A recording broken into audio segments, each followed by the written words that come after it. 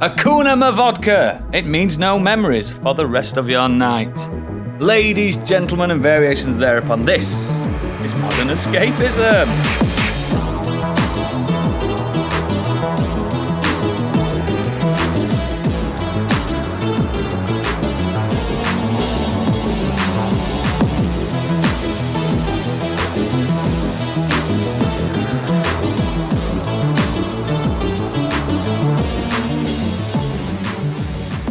Hello and welcome to the first ever recording with all of us in the same place. We are coming in your ears from the lofty heights of Peterborough, and it is glorious. We were planning to come from the African house, but politics got in the way. Politics. Wow. My name is Oodles, the White Russian of podcasting, and joining me today, Scotch on the rocks, it's Gadget. Hello. Miss Margarita herself, it's Candy. Hello. Lager, it's Stig. Yeah. And he wants to have sex on the beach, it's Biggie. Hey. Are we near any beaches? No. I don't know where I am in the world. No, we're nowhere near a beach. Before. Is that a... Where is that going?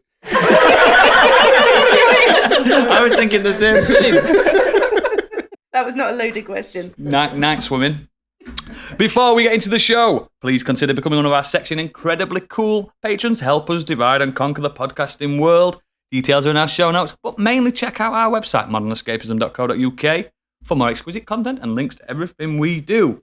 Now, we are all together throughout this episode. We will be dishing out cocktails between every segment. So, in total, this will be 5 cocktails for each of us throughout the show. Bring on the vomit. Oh, we're going to die. So let's start as we mean to go on. Who's doing the first cocktail? That's me, baby. Right then. With the magic of editing, we will magically have cocktails. I have pre-prepared. Fucking Blue Peter lad here. Here's what I made earlier. It's a Tracy Island. It's a glass full of sticky back plastic.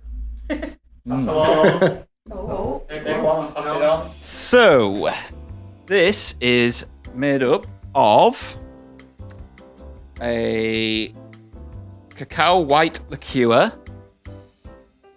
vanilla vodka, and white chocolate liqueur mixed with double cream with a sprinkling of chocolate on top. This is what we call Stiggy's cream. And I'm done. Right, so what we're going to do, we're going to have a little sip and we're going to give our opinions on it, and then we're going to vote at the very end who wins. So, Cheers first. Oh, Chin chin. you're going to hate it. I'm too far away from you, so cheers. Cheers. Nope. Like a white Russian. Nope. Nah. Oh, no. Nope. I'm into this. It's milk that burns. Oh, no. Sorry, Stig, that one's not for me. Still have to drink it. No, I fucking don't. Oh, you do? Oh, I'll drink it. Don't you worry about that. It's wet. It's alcoholic. I will drink it. Oh, it gets stronger as you go down. Oh, yeah. There's So a lot it's of mixed alcohol it. Like. You know what? The aftertaste is actually quite pleasant. I'm gonna have another. Sweet. I'm gonna have another. Very, very I'm gonna have another sweet. go. Actually. Hey, see? Biggie likes it. It's that cake. It's that fiery. Yeah, it's that bit, isn't Yeah, it? no. I can't do that. Is it from a man who likes whiskey? He can't handle a little bit of heat in his drink. No, it's not that. It's a bit. It's a bit like, do you know when you've accidentally woke up on a morning, you get into milk, you want a little bit of milk, you go, oh, it's off. No, Oh. It doesn't taste like milk. It's not even got milk in No, it. it's got lumps in it. That's what I'm saying. No, that one's not for me. I kind of do spicy milk. That is rather spicy. Why is it spicy? Oh, I like it, Stig. It's Yeah, I nice. like it. I'm into Good. that. Yeah, I know. Good, because you've got 2 extra glasses here. No, you got to drink it. I will. Don't worry. I'll down it in a minute. Oh, nah. That's like when you're at a I'm nearly restaurant done, and they man. pass the menu around. They're like, "Do you want a pud?" Like, no, That's we're the gonna have thing. another cocktail. The aftertaste on that is delicious. It's a pudding drink. Yeah, It it's is. probably, it lasts really nicely. It's just This that is, initial. this is why we went first with it, because you'd struggle like fuck after other cocktails. Oh, God. Right, so, without further ado, it's time for the first ever, everyone all in the same newsroom, Biggie's Breaking News. may already know, but he doesn't, because it's time for Biggie's Breaking News. It's a gaming heavy one so far. So first up, we've got people are modding Peter Parker's original face into Marvel's Spider-Man that went onto the PC release a month ago or something, wasn't it? Yeah. Something like that, yeah. There's been loads of mods already that we already pre-spoke about. So you've had things like Kingpin, Kermit the Frog's one of my favourites. Yep. But they've actually done this weird thing. They've gone back and put in the original Peter Parker from the first game. I did like how he looked in the remastered one. Wasn't it also Yuri Lowenthal's actual face? Yeah, they made the newer one look more like Tom Holland, didn't they? Yeah. But he still had an older man's voice. It's very odd. Did you not see the greatest mod, though, for PC Spider-Man? Which was replacing Peter Parker's Spider-Man with Uncle Ben's grave. No, I wouldn't mind doing that I wrong. like to see that. I like to see Just that. a gravestone swinging through New York. I'm into it. But since this mod's been out, it's already up to 3,000 downloads already. Of course it has. I just don't understand why they bothered changing the look. I mean, he doesn't particularly look like Tom Holland in that. I think it was just to make it Anyway. closer to Tom Holland. Yeah. Younger. Yeah. Even though his voice is still Yuri Lowenthal's. Yeah, even though And he's a man in his 40s. an older Peter Parker. I was going to say, because Peter Parker in that game is supposed to be, he's been on the job like 8 years. Yeah, he so doesn't it's work at supposed the to be Bugle anymore. Now he's supposed to be 16. early 30s or something. Yeah. Next. So FIFA 23 will feature Ted Lasso in his AFC Richmond Soccer Club. It looks really good, actually. I've seen the clips of this already. Do you reckon you can have Danny Rojas in it? Yeah, Danny Rojas is going to be. Oh, yes. The thing is, I'm only going to accept it, and I will buy FIFA 23 if they make sure there is the crowd chant. He's here, he's there, he's every fucking West. They won't know, though. He's every bloody where. Even Beard's there as well, isn't he, on the touchline? Yeah. Oh, perfect. I'm I definitely. need some down voice for lines that. from Coach Beard, though, because he is the Loki king of that show. Yeah. But in November, Football Manager 23 releases, so I'm hoping that they'll do AFC Richmond for that as well. Oh, someone will mod it in. Of course. Cool. Yeah, Next. Sony. So, What have they done now? well, they've got a problem. We know. Apart from the obvious, they've now actually got a system exploit for both the PlayStation 4 and the PlayStation 5. So this vulnerability comes by way of a console hacker known as C-Turt. And apparently there's no effective way for Sony to patch this. So I know that obviously with all the other old consoles, they've tried and released firmware to get rid of this. But apparently this is unpatchable. So this exploit is going to be able to bypass things and just custom firmware. It's quite complicated, but the guy C-Turt has released, obviously, to the community how he's done it. So then somebody else will probably pick it up and Make find it an even better. easier way to do it, Yeah. which is not good for Sony. But it's good for us. Well, yeah, I mean, when they finally give up with their systems, then eventually the PS4 will be defunct. When they finally give up with the And you'll be able to £70 play fucking around games. with That'll never happen. I wouldn't feel bad about pirating it if they weren't so expensive. They'll give up with £70 games when they can sell £80 games. Yes. Yep. Cool. Next. Well, we spoke about this before with Dark Souls PvP servers. We're back online. Well, they're back off again. There seems to be a problem at the end of August. They're looking into it. Complaints from obviously the Steam users. Got some real issues. They haven't explained what's happening with it and when it'll be sorted. I mean, at least it's not down to hackers, because that was why they went offline last time. It was basically people could go in, drop an item in your game, and then brick your PC. Yeah. Which was a pretty fucking good reason to take it offline. It's just evil. Absolutely. Oh, I like this cocktails, really, yeah. I told you, good man. Next up, from the very first previews of Scorn are out, and somebody said that this game is squishy. Yeah. Is that the Foreskin game? Yes. I'm not into it. Been watching a few videos of it this week. Like there was a 40-minute kind of press preview thing. Weird wank that. It looks. Tough wank. It would be a tough one, but I'll give it a go. it looks really interesting. It doesn't look anything like I expected it to, because it seems like it's more of a. From what they've been saying, like there's not necessarily combat in it. It's more puzzles. Yes. A more oppressive atmosphere rather than straight horror. There's a lot of hiding, isn't there? Well, in the 40 minutes they had, there was no combat at all. Oh, wow. Oh, I'm into it. It was kind of it was prefer all, it that way. Yeah, it was all creepy puzzles and really fucked up And shit. foreskins. Like, well, it's because it's all body horror. Like what they're explaining, like the first puzzle that they encountered, You needed, it was like a locked door where it needed kind of two people to open it. Uh-huh. But the puzzle, because you're on your own and there's no one else in this facility, what you needed to do was go find an arm and basically amputate an arm off something in the world. Oh. The thing is, right, I'm all about like Geiger-esque type, just trying something different. Yeah. But when you pull the gun's foreskin back to reload it, that's where I kind of draw the line. Especially if it's a pump action. Oh, yes. We've got an episode title already. There it is. There it is. Next. I'm not familiar with this because I'm not a PC gamer as such, but NVIDIA have just announced that the new GeForce RTX 490 and so on are going to be very expensive, apparently. Yeah. So, Shock. Who'd have thunk the it? CEO of NVIDIA, so they announced the 40 series cards, which are the next gen from what's out currently. And the CEO then did an interview and says, "Oh yeah, don't expect like cheap graphics cards to ever be a thing again. They're going to get more expensive. It's a thing of the past."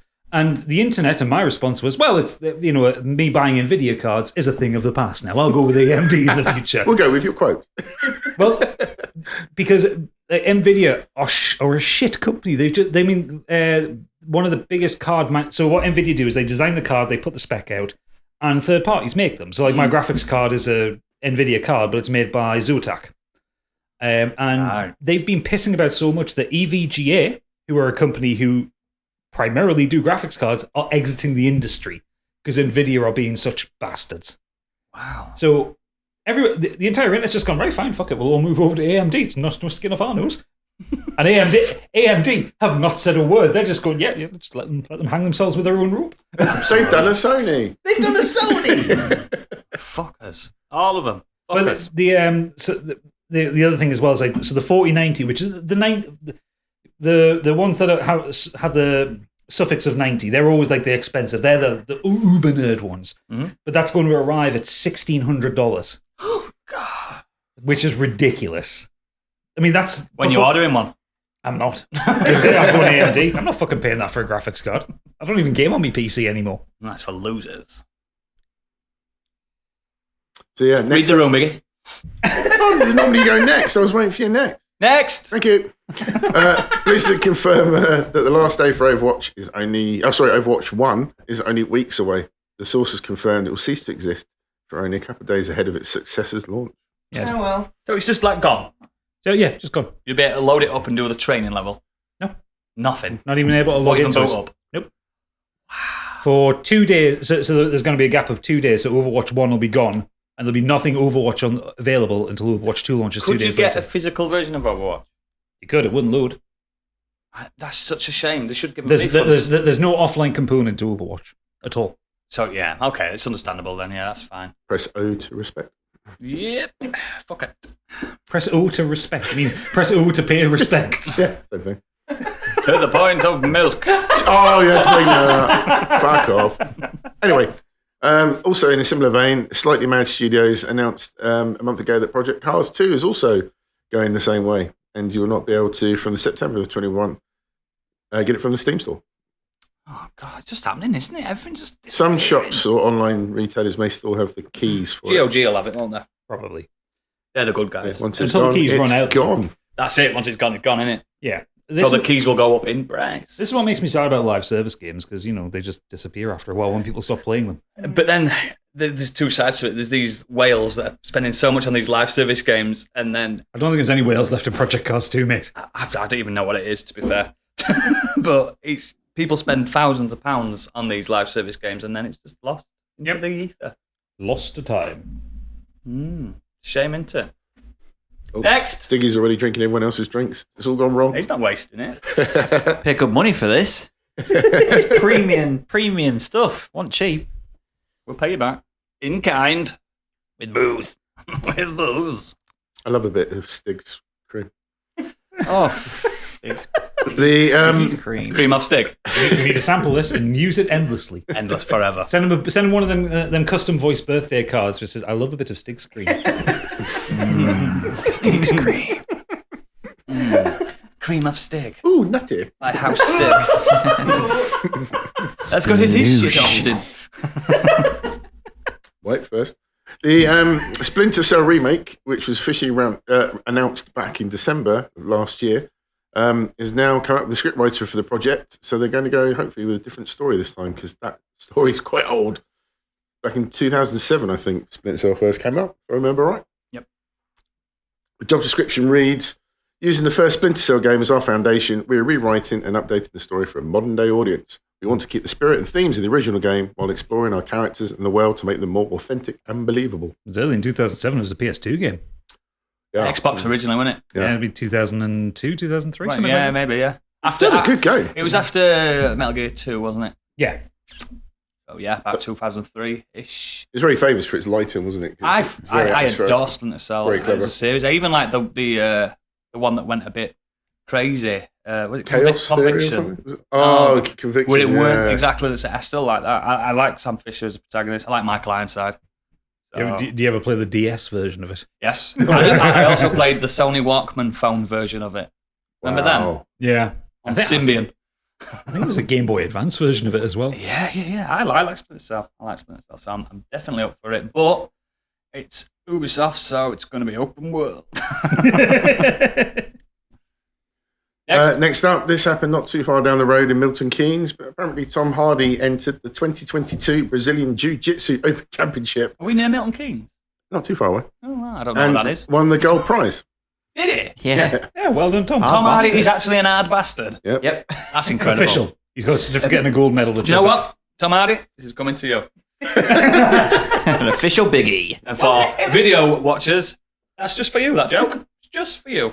It was held in a school, wasn't it? Yeah. Was it for school? Well, As you got your kids up. Was he on a visit to the school? And he said, "Oh, you're doing a jiu-jitsu competition. I'll join in." I broke your spirit. Little boy. It's like a fucking South Park joke, that, isn't it? Kids martial arts competition. Tom Hardy just walks and starts kicking him in the face.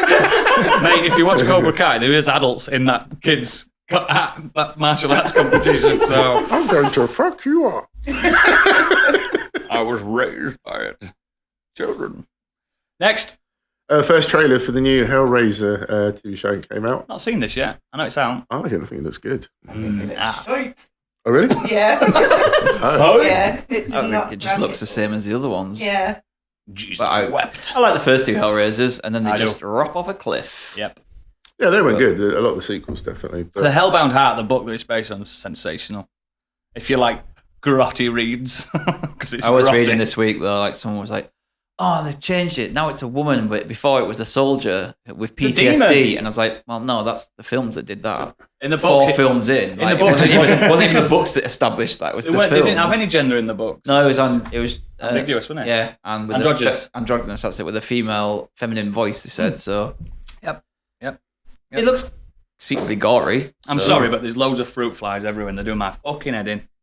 I wonder if Clive Barker watches one of the later Hellraiser films. You know, the ones he's not involved with, and he goes, "What the fuck?" I watched them and said that.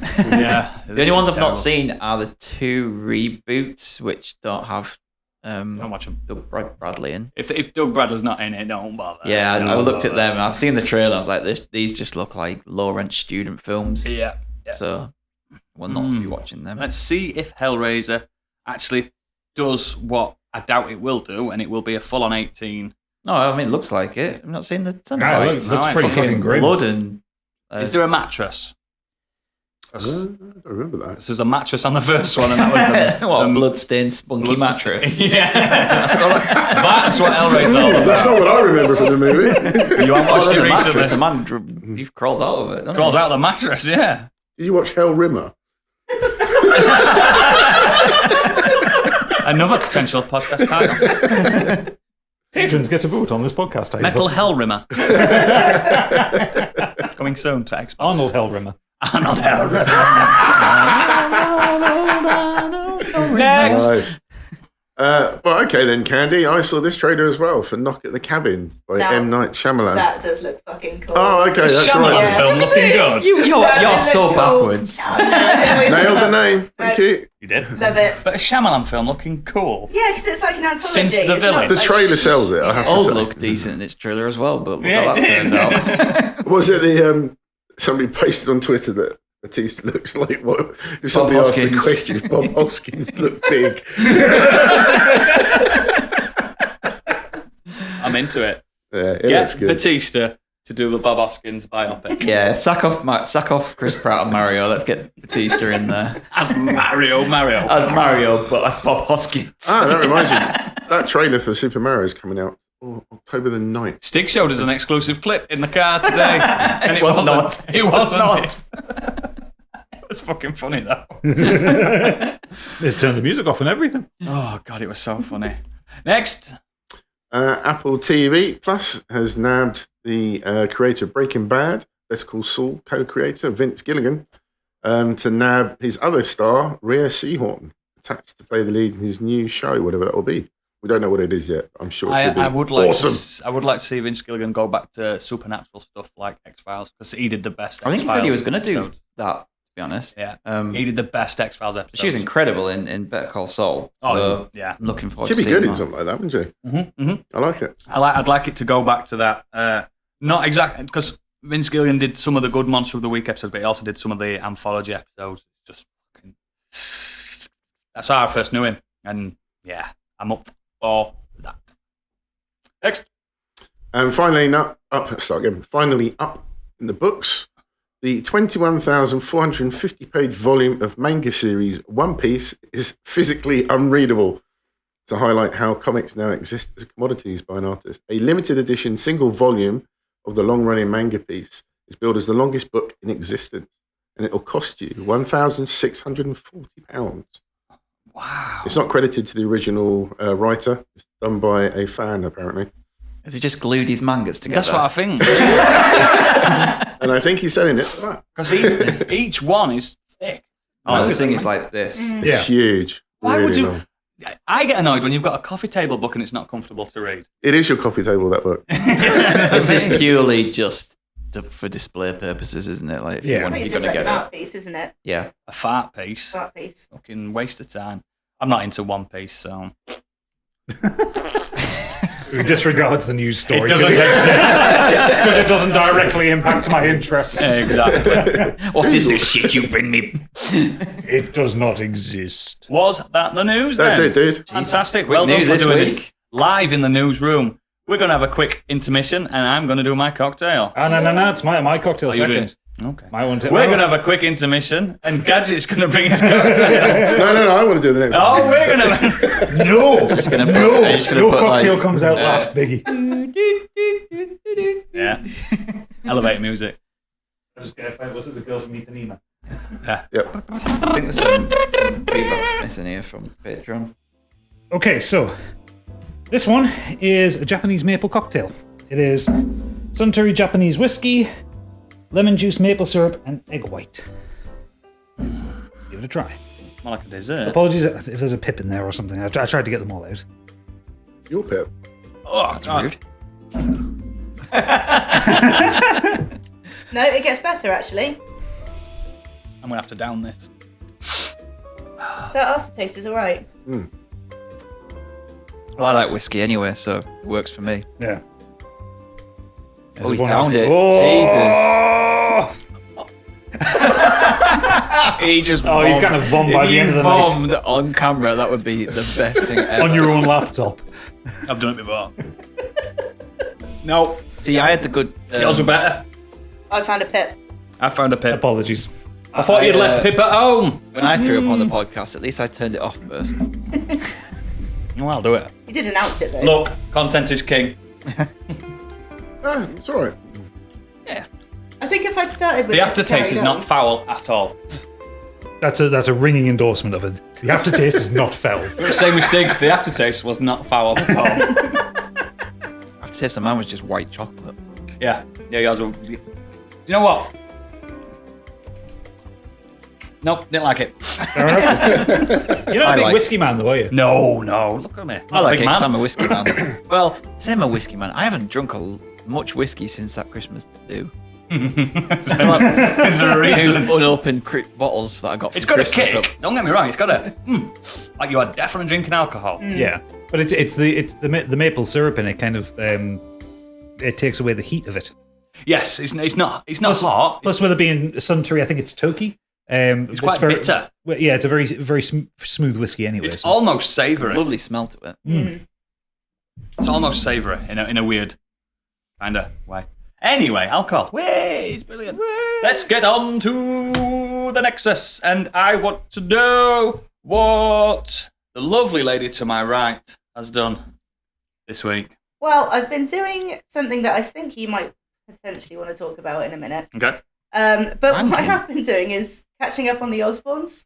Oh, Because they're all on YouTube. And, like, obviously I watched it the first time round. But it's kind of looking back at it. So I'm the same age, basically, as Kelly and Jack. Ozzy. Says you! But it's so funny, looking at it now with an adult's perspective and things, because, my God, those kids were absolute terrors. Like, I would have given them a slapped ass. So is Sharon. It's not the kids, it's the dog shit everywhere. It's the dog shit everywhere, and it's Sharon. She's I didn't realise just how batshit crazy she is, because... She's mad as a box of frogs. Oh, she's worse. She's so much worse than Ozzy as well. Like, Ozzy's a doddery old man that doesn't want to bother with anybody. It just goes to show when Ozzy is the least crazy one.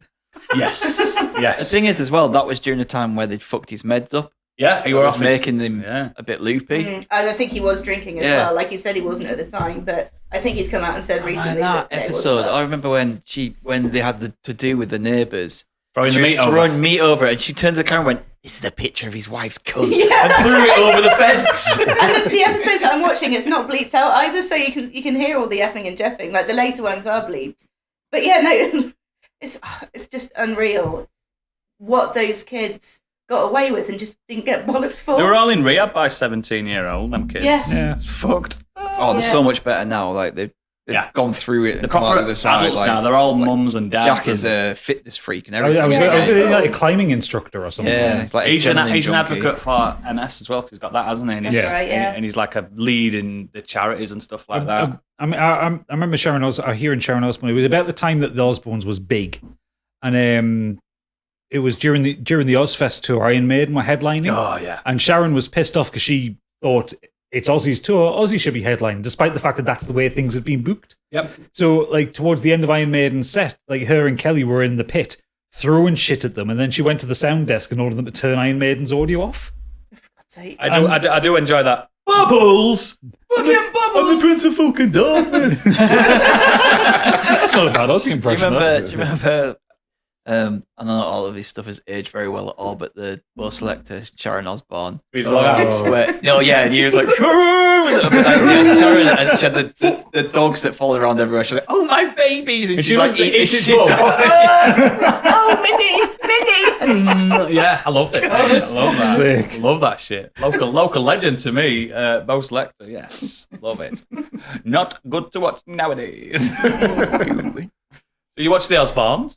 And the other thing I did was I started to watch Dahmer, which is possibly one of yours. Yes, it is.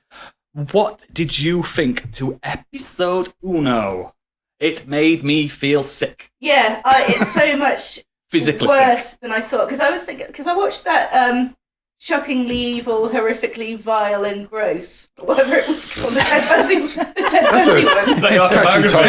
When Beatles the streams. But the Ted Bundy one, it was about his trial, and it was kind of in hindsight. It didn't really go It into showed the details. side of him being charismatic and handsome, and him who's not got that handsome face anymore. What's his name? Could be any of them. No, he's Zac Efron. Zac Efron. Yeah. Have you seen his face now? Yes, Joel. What the fuck?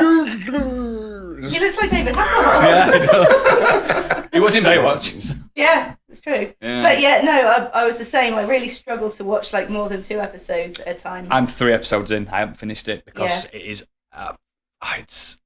It's dark without needing to be gross.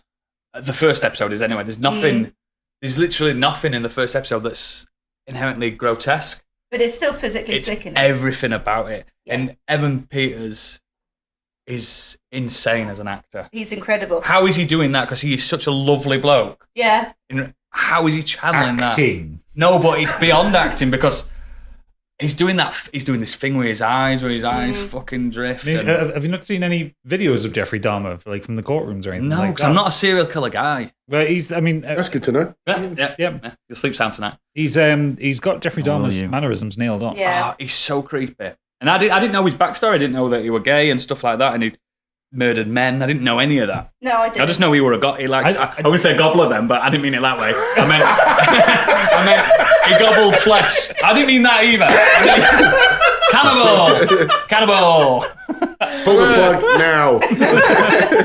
That's one for the Yikes. 200th episode there, Stick. Swallow me up. But I didn't realise it was written by Ryan Murphy as well, Yeah. the one that wrote American Horror Story. I think he did American Crime Story as well. Yes. So obviously he's got a long history of working with Evan Peters. But, it's so good, but so difficult to watch. My wife had to walk out of the room on first episode. It's just it's too much. I don't think I will bother watching it. I've seen the families aren't happy about it. Oh, really? Yeah, this There's is a lot of drama stuff behind like it. this. You don't need the family's consent, Mm. so they just It was a national case anyway. It was. one of the there's televised a courtroom anyway, wasn't it? scene. I can't remember the name of the woman, but she's just like, we don't need to see my cousin reenacting what she did in court. Yeah. Like, but It is. I get kind of showing people stuff because I've seen the arguments of like, well, why is there Vietnam films? Why is there these kind of films? Yeah. But I It's a don't know, very I think personal set of tragedies, isn't it? Exactly. It's really personal. Like, I think war is, yes, it can be personal to that person that it's It's affected. an event, but innit? A world it's- event. Yeah, a lot of people. It's not signaling. It's not People that are still alive. Yeah, exactly. So, Yeah. It is very harrowing. I've not, like, I don't know if you're going to say this, but I've not seen anyone that said they've enjoyed it. But you can turn around and say it's a very good, well-made show. Yeah. I think It's not enjoyable. the people I've seen talking about it are saying it's very much like Schindler's List. Like, it's an important thing to watch, Yes. but you wouldn't want to watch it again. Oh, How have they no. done it? Is it like a documentary Drama. with acting Yeah. or a drama? Full on drama, yeah. Full on drama, Okay. as if it's a made-up thing, but Yeah, yeah. everything's true. Yeah. I wouldn't say they've glorified anything either. They haven't No. gone in specifically to make it sort of dramatic. Like, these things actually You don't happened. empathise with this man. It is worth looking up a documentary on Jeffrey Dahmer because what he did was horrific and awful. But if you watch a documentary on him, you'll get probably the same story without the graphic details, without the gory stuff, without. It's not even that gory, is it? Well, no, but without Yeah. basically without the dramatization of his predatory behavior. There is a Hollywoodness to it. Yeah. Mm. I think there are. I mean, I kind of agree that to a point there are some things I kind of think shouldn't be made into TV shows. Yep. And people preying on people the way Jeffrey Dahmer did probably is one of those things. Yeah. He's just so calculated, wasn't Yeah. he? But he gave off that I'm not very clever vibe, but clearly this is the he was. problem with these people, these notorious people, is we shouldn't really talk about them and make things about them. Just 'Cause that's what they want. Yeah. that's what they want. Forget about it. Yeah. Don't talk about them again. Don't Fade make into history. Don't make TV shows and films about them and just gone. And Yeah. people never, hopefully never remember them. But So out of 10. Hey-ho. Yeah, I'm going to watch it to the end, but I don't actually know. Like, I'm going to assume that he's no longer on this planet. I don't think he is now. So, I mean, yeah, no spoilers, but I- I'll watch it to the end. I think he's dead. Yeah, let's hope so. If the show's anything to go by, but yeah, very good, but very difficult. Yes, he's dead. Yay! Just to help you sleep at night. Yes. Yes. He died. Oh, in you think he's dead? No, don't. No, he was killed. He died in Yeah. 1994. He was killed in prison. Homicide by bludgeoning. Good. Oh, so he wasn't even put to death. No. Didn't make it Someone up. got there first. Unless that was an option. Prisoners don't like murderers and Nonsense. all nonsense and stuff. They don't like that, do they? They'll just not stand for it. These are all just thieves and stuff. And Yeah, good. so yeah, what would you rate it out of 10? 8 Dahmers out of 10. Wow. Excellent. Has that been your week? Yes, it Apart has. from what we're attending right now. Cool. I'll do the next bit. So I've done 2 things of note this week. The first thing is for the video watchers mainly. Gadget, can you see this behind me? Behind you. Hang on, I'll just lift my camera up. This is the greatest thing I have ever seen in my life. Are you ready? He's ready. Look at that. Basically, Oodles has discovered an IKEA lampshade. It's a transforming lampshade. It turns into Omnicron from Transformers the movie. Not the Michael Bay one. And it's the greatest thing. That's the first thing I've done this week. You cannot take them anywhere, listeners. The second thing, and the main thing I want to talk about, is a computer game. Ooh. I have been playing a game on the Nintendo Switch. Remember that? That's not like you. No. A game called Sakuna of Rice and Ruin. It's not necessarily a new game. It's been out. It definitely sounds like something you would fucking play. It's been out a year or so, I think. Basically, Sakuna of Rice and Ruin is an action role-playing simulation video game. It's developed by Edelweiss and published by Marvelous. It was first released in North America. There we go, 2020, so it's not new. Let me explain what this game is. It is a 2D action platformer where you're fighting enemies. And then when you come back to home base, you are tending a rice paddy. Oh, it's a farm PG. It's a farm PG. What I'm doing is I'm getting there in the Before everything in they that all- Nintendo Switch thing came out. Yeah, I'm getting into farming because that's the new thing. That is the new thing. But this game is really fucking good. I don't know if you've ever seen any videos or photos of Sakuna. It's stunning. It's beautiful.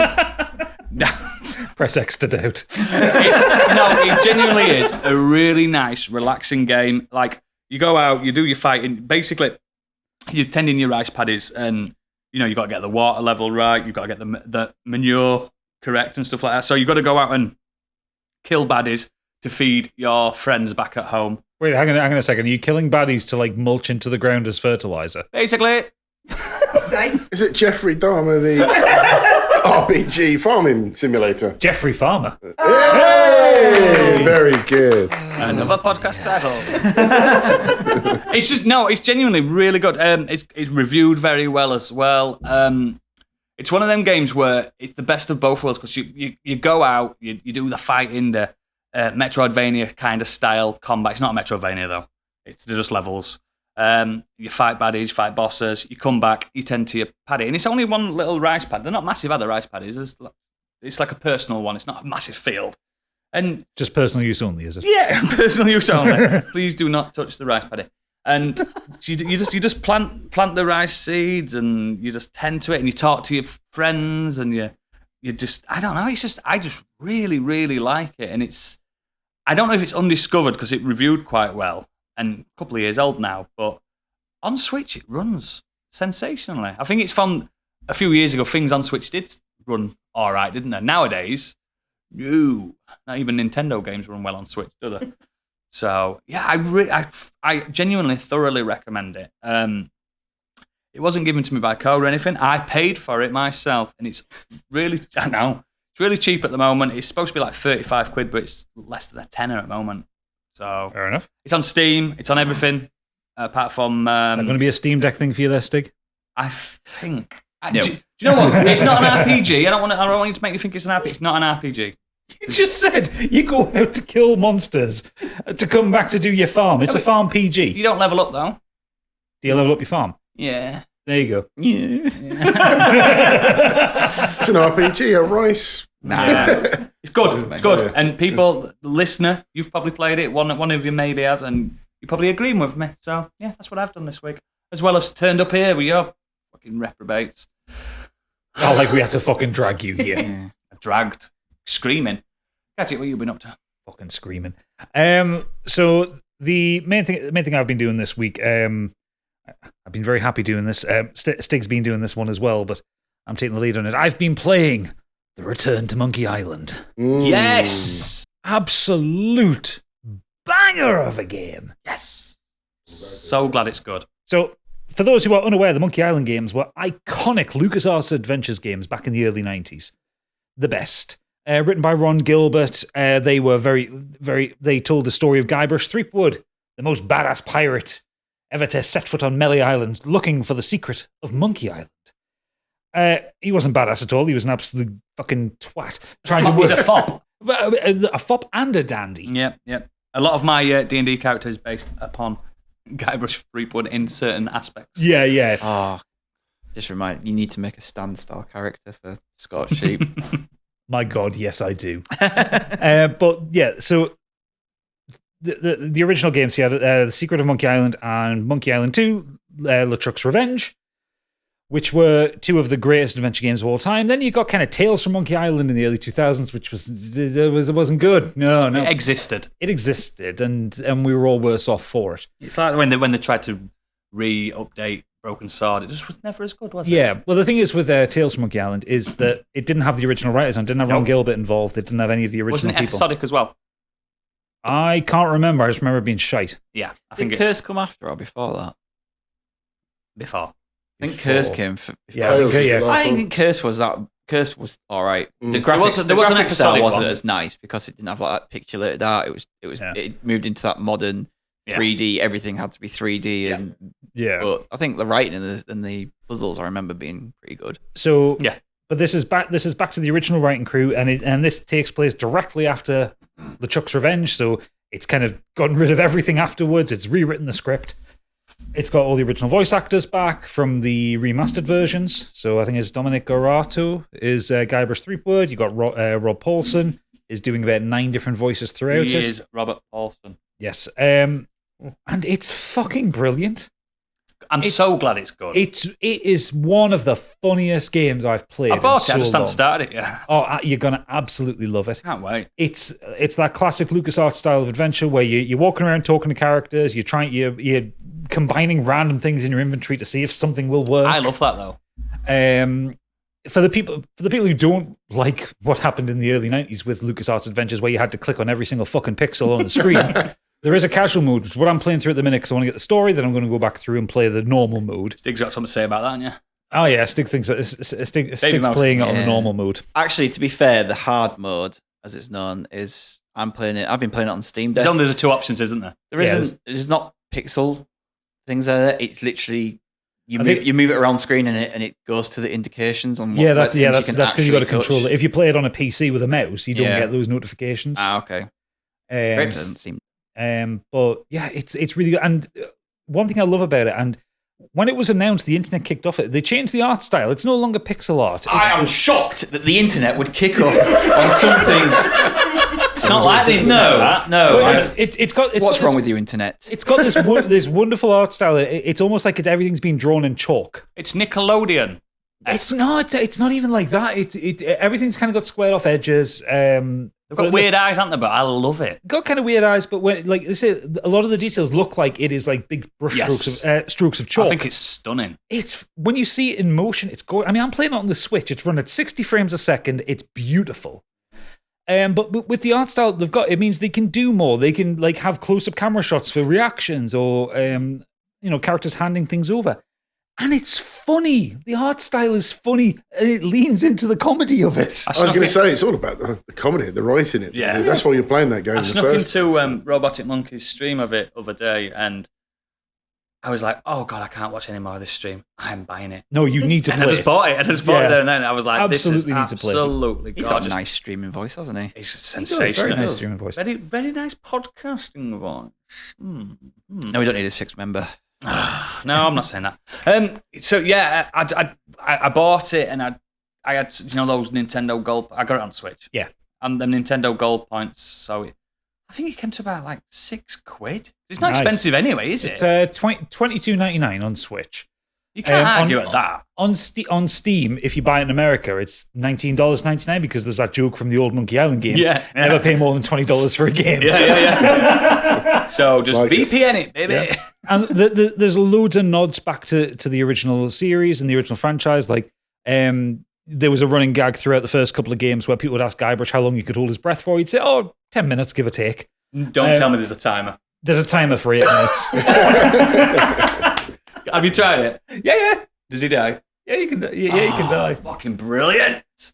So it doesn't sound like a game that like you play, Candy. No, I Or you, Biggie. You know, What? I played them all. have you? There's no guns in it. Well, there is like It's cannons. Cannons, yeah.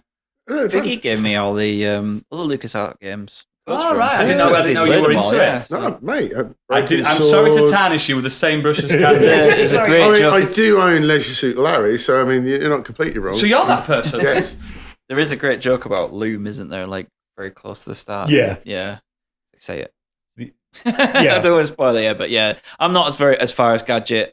You wouldn't be, would you? Well, I haven't played it as much. I kind of sunk a few hours into it on the first day. I've been absolutely haven't caning been it this able to week. get back to it since. You don't want to avoid spoilers because there's a lot of spoilers on Twitter already. There's a isn't lot there? of spoilers on Twitter, so I'm about 2/3 of the way through. I've blocked the name on it. I've blocked the words because I can't have a spoiler for a story. I Basically, mean, the Monkey Island sword fight in the original was amazing.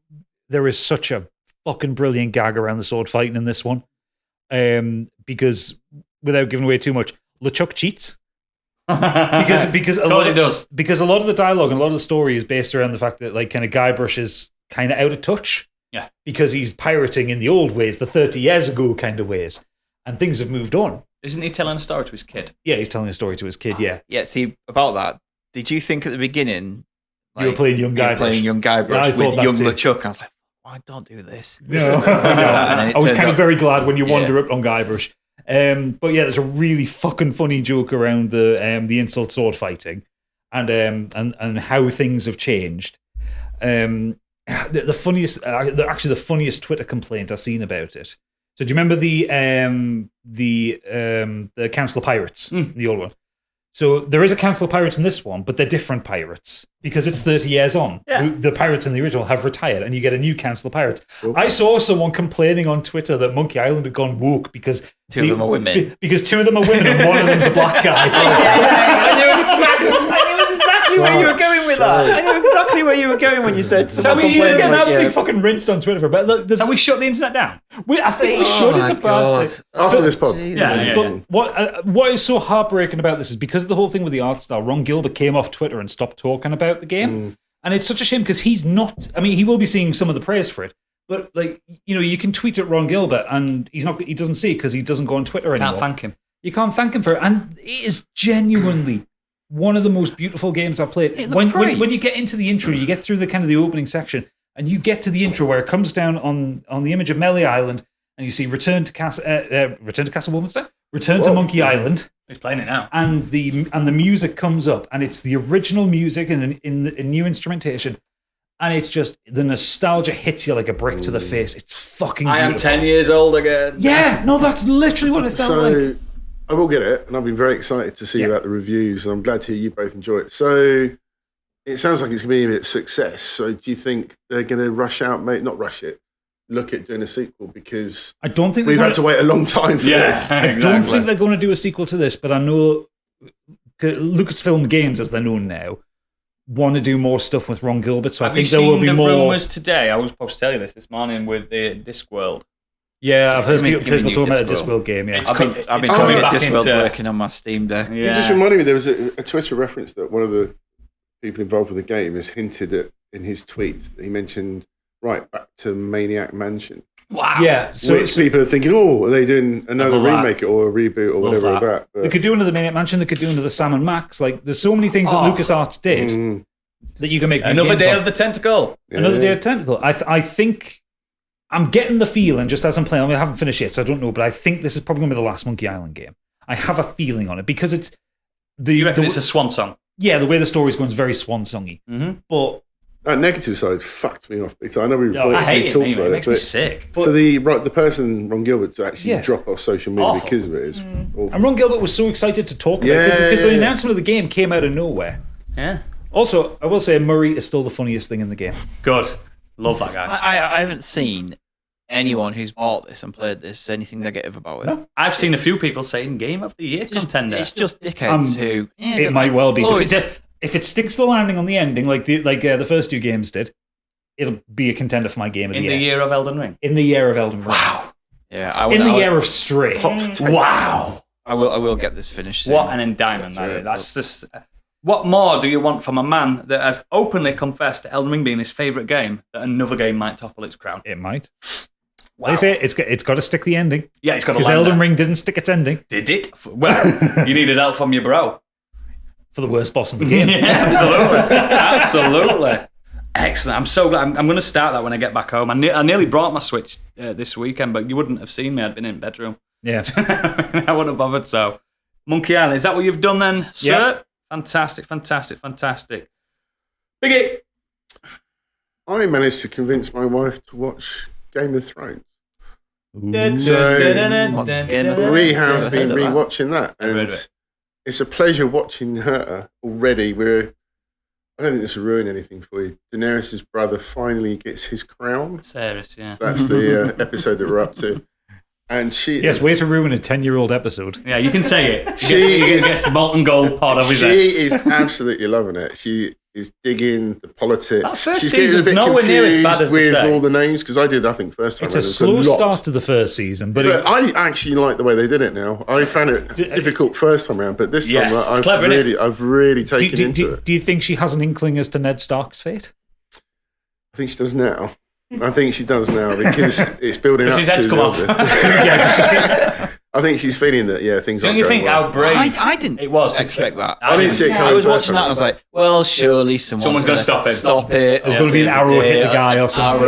It's the bravest thing out, a new IP, a new show's ever done in To kill off the biggest Kill star. off the main character. The one thing I haven't. This isn't obviously really a spoiler, but I just told her that no one is safe in this show. Yeah. Nobody. This is why you will enjoy it. I think that like with the structure of it, like that Viserys kill is there to show that, because you would, even though you know that he's going to die at some point because he's a bastard. He's an annoying fucker. Yeah, He touches his sister very inappropriately as well. very much so. But the fact that he dies in the way he does so early, I think that's there to give a hint to the viewer that he's. I mean, this is all in the first season, I went back to watch it other month, obviously, as I mentioned, and some people at work were saying, "Oh God, Jason Momoa was so good in Game of Thrones." I'm like, he had 4 words. He said 4 words. I didn't realise how little he spoke in that. I mean, he just said Khaleesi. Yeah, He just stood there and looked hot. yeah. That was not a good role. And she's like, "Yep." It was a good role. My wife is enjoying that. Put stocks up in eyeliners. I get the Daenerys, she gets the Khaleesi.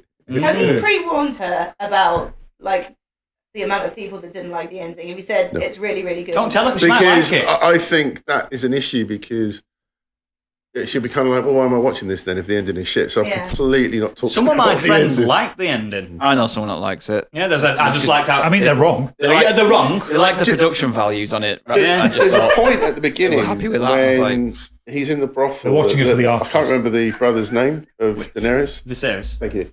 And in that brothel, he's talking to sort of one of the handmaidens who's trying to get information from She's him. fit and all. And she actually talks about a lot of things that happen later in the series. She does. Yeah. Which I didn't obviously pick on There's a first few time around. seers in the first few seasons. And I that was really predict impressed the by that. I was whole like, thing. oh, There's one that's character really that cool. mentions something to Khaleesi near the beginning. She predicts the whole thing. She says she's going to go mad and destroy everything. Yeah, you can actually see how the build up to They what told happens us, this season. and we were still disappointed. George put it Yeah. all in there in the book. That's why. But I think it's rushed, obviously, in Now season he's 8. changing But it you off. can actually see that build up anyway. I appreciate it. I am glad she's enjoying it. I'm glad you're enjoying it again. I think it's fantastic. I think it really. I think it's one of the best shows of all time. I know the last season is dire, but I think it's one of the best shows of all time. And Maisie Williams is fucking amazing. I know she was as she kid got on actor. anyway, but actually as a kid actor, she Yeah, is fantastic in this show at Yeah. the beginning. She's not very Brit school, is she? Like, you see so many kid actors that are very She Brit speaks school. common and she doesn't care, does she? No, She's just, she plays it so well. when she's there with is it Cicero, whatever it's called, the dancing teacher? I can't remember his name. And those scenes between them two, and Oh, they're brilliant. that's only 2 episodes. Yeah, Do you know what I mean? It's Yeah. like fucking. it's brilliant. It's very, very good. Really enjoying it. It gets better and then it gets worse. Yeah, basically. And speaking of worse, the other thing I wanted to talk about was that I listened to a pod from 100 Things We Learned from Film from Planty, Never heard of it. but in a good way. He put out an episode on First Blood, which is one of my favourite movies, Yep, because one of the they're best doing films. a Sly Stallone sort of month, I think, aren't they? Yeah. Sly Timber. He's really annoyed that He sponsored us. the Patreon pick ended up being ants. I wanted Copland. Hey, no, back off. Ants is good. I know, but like of all No, the Ants is good. It's better than out of Bugs all the Life. Stallone films, ended up being ants. You're just like, I forgot he's in Why that. did I put it in? He's in that and the ant looks like He it. does, But the yeah. thing is, they've done First Blood, Judge Dredd, Cliffhanger, and then they're going to do Ants. And I was like, Ants might. really shit. Apart from Stallone First Blood, films, Ants is the second best film in then. I mean, we've had Planty on here. He's a great supporter of us as well. We are of him. And it was a really good episode. I really enjoyed, because I know that movie inside and out. So I actually listened to the pod first. And then it actually made me want to go watch the movie afterwards, which I did. It does that, doesn't it? Does it hold up? I haven't Yeah. seen it in about 10 years. It does. So many times I'm listening to his podcast and I'm like, I should go and watch that. Even though he's described the whole film to me, I'm going to go watch it again. Yeah. And actually, I've noticed this. I listened to his Frighteners episode this week. Love Frighteners. Frighteners is great. I can't really remember anything about the plot. Because Really? it's everything else that him and John talk about and go into, and all the facts and the banter It and deviates, doesn't and the it? deviations. Yeah, that's the fun side It's a of great it. show. And like, even if it's a really good film, I'm like, I've forgotten that. And even he says at the beginning of the Frighteners episode, there's so many characters in this, and I was lost, completely lost. He's like saying all these different names. I'm like, I'm lost who's who here. I like the Fifth Element one though, because Gadget was on it, and Gadget knows it's one of my favourite films, and Oh, it's just fantastic. you didn't beat me. You know you didn't beat me. I know. I got 2 more facts than you. Yeah, I like My yours. episode. Thing is, Bastard. I did like the episode you were on, Steve, but I've never even heard of that film that you were talking about. Oh, it's so- great. No, I hadn't either. Tommy Boy's so fun. Yeah. Yeah. But yeah, the pod is really good. It's him and John, right? Yeah. Yeah. And he had a Have I guest. got to put them on our pod out now? I don't know. You could do. Yeah, But, go on. I'll do it. It's only that Game of Thrones, so you can choose. We've had Game of Thrones too put many Planty and times. John on. I'll put them on. The handsome boys. They are very handsome boys. I've seen them I've both. not seen Very it. attractive. But he had an artist and comic book author called Paul Payne who came on. He's a really funny guy. Yeah. Apparently he's been on the pod before, but I haven't listened to that episode yet. But they're really good. They had a really good chat about the movie. And there's this really funny scene actually, which I didn't pick up on when I first saw the film and watched it after listening to this. But if you don't know the movie, there's a particular scene where quite early on in the movie where Rambo's been taken in by the sheriff in the local town, washed up You do with a first hose, blood. and You they've do arrested first him blood. for being a vagrant, basically. Yeah, vagrancy. And while they're in there, eventually Rambo has this flashback and he kicks off. And He don't like being because he's not been slashed. treated particularly well, by the way, in the station, which is why he kicks off. And he Gets hosed, doesn't escapes. And during his escape, he's sort of taking out all the people that have sort of done him wrong in there. And then he comes around this corner and there's this poor local sheriff who's walking in with a handful of stationery who has done nothing to Rambo. Rambo comes sliding around the corner, takes out his legs and pretty much breaks his nose or ribs or something. No, he does really. The guy's like, what the fuck? He like he like goes between his legs and like flips him out and like It's superb. See, I've never seen any Rambo film. Oh. I don't know how I haven't. I've First never Blood seen and Rambo and First Blood Part 2. it. But I just love the progression from kills one man in Rambo First Blood. I know that to get to the 5th Rambo, and it's just like literally anyone who walks in his path. Is Hey, just like, in Rambo 3, he's on the side of the Taliban killing the Russians. like, I love how that's aged well. I mean, in the last Rambo film, he's securing his homestead from Mexican, For Mexican invaders. cartels, yeah. what makes me laugh so much is that Hot Shots Part 2. Yeah. Got it right. Like, yeah, they're taking the piss out of it, but then When he that's, stood on the boat in Yeah. a pile of bullet cases. but that's what Rambo ends up becoming. The film John Rambo, when he goes to, I think it's Myanmar, he just murders a country.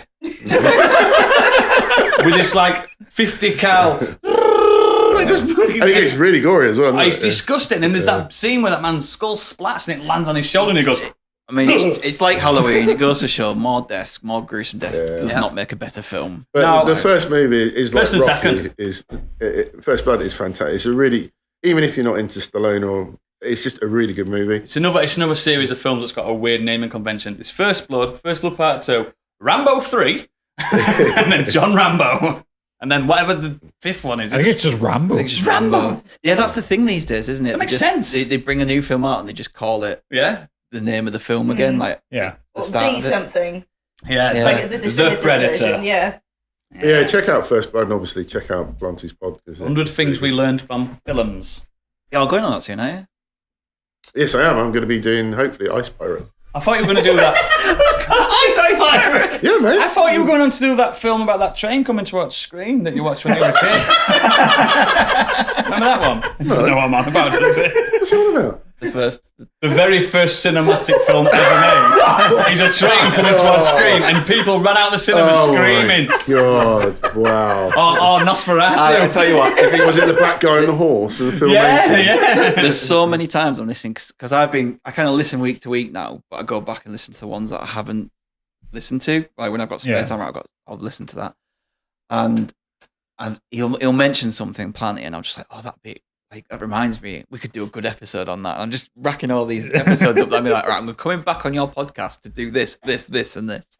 If you are a fan of Planty, he did star in the very first episode of Deep Dive Lounge, and he's a very lovely man, and he's very open about his life, and got to appreciate that. Lovely, handsome men. That's what they are. That's what they are. That's what the podcast should be called. Yeah. Change your name to Lovely Handsome Men. Yeah, absolutely. You get a lot more views. Yeah, absolutely. Is that your week, mate? That's it, mate. Apart from this weekend. Stig, finishes off. Right, I've got a few things to talk about. First up is a game I got a review code for. It's called Block'em. It'll be official now, Cat guys. Shaw Games. This is work. Wow. Block'em is a multiplayer PvP puzzle platformer for 2 to 4 players, and it's fun for about 5-10 minutes. I get what they're going for. It's another one of these, play with your friends, jump in, do this, do that. So the basic setup is it's a 2D like kind of platforming game. You're in a small arena within your screen, and you are a little square block, and you have the ability to drop blocks and make bridges and make towers, and you have to be the first one to get to a goal. And the idea is first to 5 wins overall. But there are other options. So there's that version where you've got to get to a goal, or there's a last man standing. So things either like lava will come up from the floor, or there'll be turrets on the side shooting, and you can kind of create walls to stop the bullets coming through it. And yeah, it's just one of these ones where if you got some of your friends together, it'd be fun. 5-10 minutes, you're like, that's a good laugh. Yeah. And then that's it. That's not good. If the game's good for 10 minutes. Like, heave ho. Yeah. Like, I really like heave ho. I do. After about 15, 5 20 minutes, you're like, should we do something else now? I like that Hevo's currently about £3. It's like that. Worth it. But the fun factor lasts a lot less. It breaks your heart, doesn't it, when you think, this developer's reached out, we've got a nice code for it, they've got every faith in the game to give it out to the press, or Stig, and it's just... Honestly, I don't like doing it. I know, it's awful, though, I don't isn't like it? accepting a review code and being like... It makes you feel shit. I don't like this game. Yeah, we've got to submit this. And, sorry, but like I went on game's Steam shit. and you can play against bots, so you can, if you can't find anyone online, which I couldn't. That was one of the biggest problems. No one's online playing it. When's the embargo? It was like 2 weeks ago. Oh, so it exists. So it's released. It's not It's released, like pre-released. but it got removed from Steam for some reason. And we got weirdly review bombed by all these foreign countries. Like, Really? I can't figure out what it was. It wasn't anything to do with the game. It was just negative reviews on random, and they were just posting random shit. So I think it got removed from Steam, which means I can't play anyone online and test it against other players. That's shocking. So I'm playing against bots. And to be fair, the bots are bastards. They always The are. bots are absolute Cheating bastards. bitch. Yeah. But yeah, I played for 5-10 minutes. Goddamn I was like, Skynet. because I wanted to give it a fair review, but after that, I was like, this might be fun if we were here this weekend, We'd we play put it. it on for Yeah. 5-10 minutes. It'd be quite good fun. But instead, we're doing SingStar. Yeah. So that's a lot more fun. Yeah. So yeah, unfortunately, not great. Right. So Never mind. So the second thing I've done, and I've done this for you, all of you, Oh. and I've done this for all of our listeners. Content. Remember when I told you about Moonfall? Uh-huh. And I remember when I told everyone about Morbius, Yeah. and I said, don't watch them, Is this one of those? and people ignored me, Mm-hmm. and you still went and watched them, We did. despite me telling you they were shit. Yes. Done it again. Okay. This week, I have watched Rob Zombie's The Monsters. Oh! Don't you take this from me? I want to enjoy this so much. It is fucking garbage. It's as bad as we all thought it would be. And Robert Zombie. it is all Esquire. down Yeah, Esquire. to the script and acting. It's all that's all it is. It's- No, because I'll explain why. I'll explain why. It's just bad. The acting is just over the top. I don't know what the fuck Sherry Moon Zombie's doing with her accent. I don't think she's a good actor anyway. The script is terrible. I literally laughed at one joke. Right. Oh, that's And not it's a good. comedy. Yeah. It's a clear comedy. The original show's fun. Yeah, It's funny. I laughed at one joke, and it was a good joke, in all fairness. Fair enough. But that's it. Incidentally, though, the set designs, the mansion. costumes, the lighting, some of the effects, some of the way he's directed, The house some not decisions, nice or anything. actually think is quite good. Right. Okay. If he'd have just had a better screenplay, Did he write it? Yeah, I think so. Yeah. And stopped using his wife. That's a critical thing in his films. Yeah, to be it's the fair. same actors. You look, like the actors in this film are the same from House of previous, Car. yeah, and all the other Yeah. ones, the Salem's Lot and Really? and all that lot, and Devil's Rejects. It's just the same people. Over It makes and you over think, again. is he not paying them? Just do another film and I'll pay you. I don't know what's going on, but I mean, despite that, like there are actually some costumes that look like just expensive Halloween costumes. It's like here, it's gone. Let's put all the effort into this person. Yeah, And this one, let's just go down to the local Halloween shop and buy a costume there. It's not good. It I've really not isn't. seen any of his movies, so is there anything that's actually Devil's Rejects. Devil's you Rejects. think is It's good? good. Just that. That's about it. Just that. House of the Thousand Corpses has got okay First bits, beginning. and Halloween's watchable. Just watch Devil's Reject. Yeah. It's his best Halloween film. isn't the worst thing. Halloween 2 is. Oh, that was dull. Halloween's just dull. Yeah. It was just there. It didn't get Michael Myers, in my opinion. It didn't get him. The problem with this is I cannot work out if Zombie is trying to do a homage or a parody because it fails on both. Well, that's not good. Like it just doesn't, like there's parts of it obviously with Herman Munster as a Frankenstein's monster style character, Yeah. and it's trying to go for that Young Frankenstein style comedy as well. Yeah. It just doesn't work. And honestly, the way everyone acts, it feels like a porn parody but without the sex. I usually skip those parts as well. No, Fuck me, Sylvester McCoy's in this Sylvester McCoy's in it. as Igor. Oh, well, And- yeah. And Elvira's in it. yeah, she is. As Yeah, Elvira. As Barbara And, Carr. No So way. she's credited as Cassandra Peterson rather than Elvira. Yeah. Jorge Garcia, remember Hurley from Lost? Yep. He's in it. Wow. But Yeah, yeah, he just doing Do you know what? It's a shame because the problem with this is, what's his name? Zack Snyder. Zombie has adamant Rabid fans. Yeah. yeah. They are The problem with the this is- worst in humanity, and they will review bomb it positively, and it's just. If you go on Letterboxd, it's mixed reviews. And people are saying, I love this because it's just so, it knows what it's trying to be. I've seen a review for this Can't already be. where someone's gone, I love Dragula, it's one of my favourite songs, 5 out of 5 film. It's like, what? We're not talking about him as a musician. That's about a song he released in 1997. Yeah, the only good song he ever did. But it's not even Educated a, horses. It's Oh, not yeah, even absolutely. it's not even a so bad it's good. It's just bad. And the worst thing is So we're all going to watch it then, yeah? the Absolutely. monsters would be ripe for a good reboot. Yeah. And now they're going to look at this. Who would you look at see? the Who would you reviews. see take it then?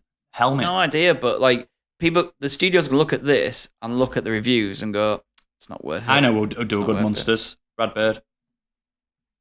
Incredibles director. Yeah. I think he'd do a great I think you could do an animated Monsters that would Yeah. be better in the same way they did with that Addams Family. Addams That Family. was Shit. good. That But was good terrible. Yeah. But I think Brad Bird would do a It good could Monsters. be. It could be good. You could get some mileage out of it, but I love the old show. I used to watch it all the time with my nanan. And it were funny, and it were a bit raunchy even in I mean, I don't even think Jeff Daniel Phillips is that bad as Herman Munster. No. I think he's actually doing a pretty Does he decent. look like him? Yeah, he's doing a pretty decent job of like doing that. Is he going, Yeah, the same kind of mannerisms and the way he talks. That's what he does, big Boris up. Johnson. He goes, yeah. It's the script. The Boris script Munster. completely lets him down. Oh, But yeah, Moon Zombie just Get fuck her rid. off. Get rid. I've just looked up her Got a lot of Razzies, hasn't she? All of her roles are his films. they're all they're all his films. What does that tell you? That she can't get. Nepotism. Yeah, but she can't get roles in other films. She got a few Razzies. She got. I can't remember. I think it was. I can't remember, but yeah, she's one of those people who've got a lot of Razzies. So I think it was El Superbeasto she got a Razzie for. that's it. Yeah, I think she got a few. Well, modern escapism thanks you for your sacrifice. Yeah, I do this And for we'll you all watch guys. Anyway, this is the main one. Is it a positive? This is the big one. Okay. This is the new game of the year. Fuck off Monkey Island. Fuck off Elden Ring. Fuck you. I'm talking about Trombone Champ. Trombone Champ. Trombone Champ. The world's first trombone-based rhythm music game. Now I'm in. I am in. Unlike Flynn. most music games, you can play this freely. Like notes, you can play the notes freely. You just have to follow the music along with it. And So like, so you just have to follow the music. Like you got you your follow trombone out? music, but you follow music, but you can It's just just the way play it's random notes as well if you want to, in between the notes, and it doesn't affect your score. So this is this. jazz. Toot your way through 20 tracks. Toot. The better you play, the more toots you earn. Collect 50 tromboner cards. Baboons on nearly every screen. Tromboner. Yeah, that's what a trombone player is called, a trombone. Yep. Give up. Improvise and play whatever you want in free play mode. I tried to do our theme tune on it to see if I could do it, and I couldn't at all. Undiscover the secrets of the trombone verse and become the true trombone champ. Everyone does know that tromboners get all the pussy. Great for all ages. And Is this a known fact? this is the kicker. I'm going to the best Google thing. 0 microtransactions. And Whey! This would be a game perfect for that, like unlocking like tracks, unlocking. What's your favourite trombone song of all time? So what this kind of does That's a bugle. is Less than Jake's so it simulator. scrolls across the screen, Yes. and the tracks are kind of Through the fire and the unlicensed flames. tracks. So, no, unfortunately not. They're only. I just typed in, do tromboners get the most pussy? And on Google, the first hit came up, tromboners get the girls. They do. Band memes. And then it said, after that, what women wished you knew about eating pussy? Anyway, I'm playing a game. Next. I don't think it's a fact. Talking about rusty trombones. I got a code for this game, so let me talk about it. This has got to go up on YouTube. It's a lot of fun. Is it? I wanted It's to fact check. a lot of fun. It is blown up on Twitter. It's blown up on Twitch. Go on it. I thought you were joking. No, It's genuinely good. It's fucking great. Oh, wow. Like it's I have £12. heard it's Your mileage might vary, but it's just the only problem I think at the moment is that the tracks on it are unlicensed. So it's a lot of national anthems Right. and things like Public domain stuff. Yeah, it's public domain. Like Take Me Out to the Ballpark and Yeah. Beethoven stuff, which is really good Classics. fun. Like some of Bangers. it's really fucking hard. Mm. They've already updated it to God Save the King. Does it have the track from Lost Boys on it? No, it doesn't. That's a saxophone. Same thing, right? No. But you unlock the cards, and it tells you all the cards you can lock tells you about like past musicians, it tells you about their instruments, it tells you about music, so you can learn a few things about it. And He's a fascinating instrument. there's a great card that I unlocked, which is a trumpet, and it just says trumpet, a poor man's trombone. That's all it says about it. That's all it says about it. Very good. There's a lot of fun and jokes in there. The characters look a bit like Mies, and it's just got this little guy on the screen going. Oh, you're playing along. Mate, I am got it down on the to mess Steam with Deck. this. It works on the Steam Oh, Deck. we're playing this weekend. I I am refused down to show fuck with anyone this trombone. before I talked about it. It's a lot of fun. I'm really enjoying it. I really hope that they can get. I really hope it's successful so they can get access to licensed tracks. Yeah. So you can do some ska stuff. This you can reminds me do of that, some, other things. That Gary's mod game that they brought out, the Triangle Simulator. Oh, yeah. Ding, ding, ding, ding, Apparently, ding, you ding, can ding. hook a trombone up to it and play it. You can get electric trombones now. electric Yeah, trombone. You yeah, can yeah. actually play the electric trombone with it. I don't know how that works. I just use a Get mouse. one, Gadget. You basically get use a one. mouse. You go up and down the screen, and you click on it when the music note hits. You hold it for as long. If you hold it too long, you run out of breath. Like you can't hold it for too That's long. same as Theatre Rhythm Final Fantasy, isn't it? Yes. And one of the best things about it is when you're playing it, there's loads of shit going off in the background. So when it's about Canada, there's like meat. There's moose and like beavers and that, like just in the background. And then the best thing is when you play God Save the King, right at the end, a big picture of an English breakfast just appears on the screen.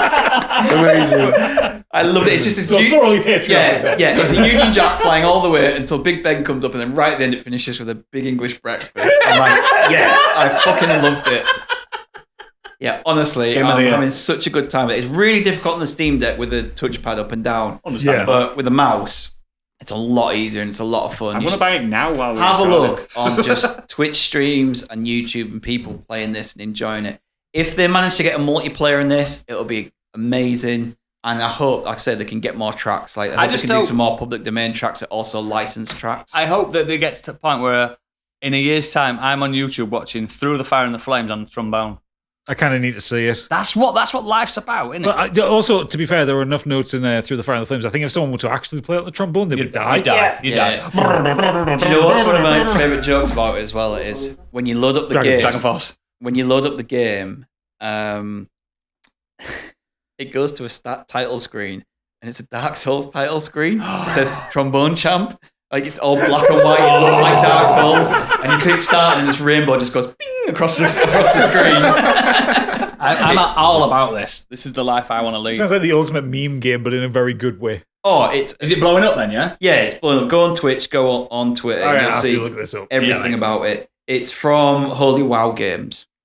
Didn't they do one of the dog simulator ones? The funny dog simulator. I think it's them. The really good one that was. Creators of Trombone Champ, the Icarus Proud Bottom series, I might be and wrong. other stupid and/or fun games. At least they know what they're about. Yeah. Yeah, I think they did a dog one where you're just a dog and you're in an house and everything's difficult because you're a dog. Which is true, isn't it? I mean, yeah. Everything's just difficult. Like it's some laminate floor. Yeah, your mileage may vary on it, but overall, I loved it. I am down for people to be crazy with that kind of thing. Brilliant. What a week we've all had. Now, a brief intermission for more cocktails. So before we get into the main topic, it's time for my cocktail. Oh dear. This is a cocktail I have weekly usually. It's called the Dirty Slag. Suits you down to the ground. It's a I thought very we were just going to serve us dragon soup. It doesn't look very nice in a wine glass. Maybe that's what it is. unfortunately. It's dragon soup in a wine glass. I think it looks cool. In a normal like small cocktail glass, it looks incredible. It's a lemon rimmed, gin based, tropical It looks like Sex on the punch. Beach. It's a bit similar. It's not quite, but go for it. Have a go. It's got a fizz to it. Yeah, I don't mind that. That's nice. That. That's a That's easy lovely. little number. It stinks fucking nice. That's nice. Everyone likes it. You've gone for the Definitely got uncontroversial. the sweetness. It's lovely.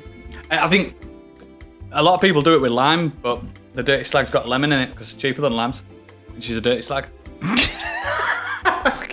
This is going to be dangerous to drink because you can't taste the alcohol. So I usually do this in a punch bowl and then use your little tumbler glasses, you know what I mean? Oh, I thought you were going to say use a punch bowl and then just have like a bendy straw.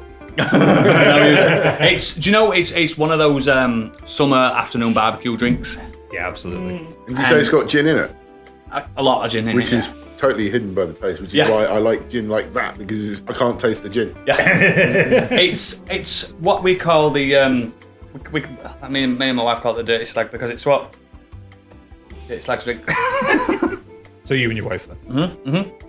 Yeah. Do you like it then? Yeah, it's Yeah. nice. Very nice. It's a nice tipple in it. Favourite so far? Yeah. Uncontroversial. Nice palate cleanser.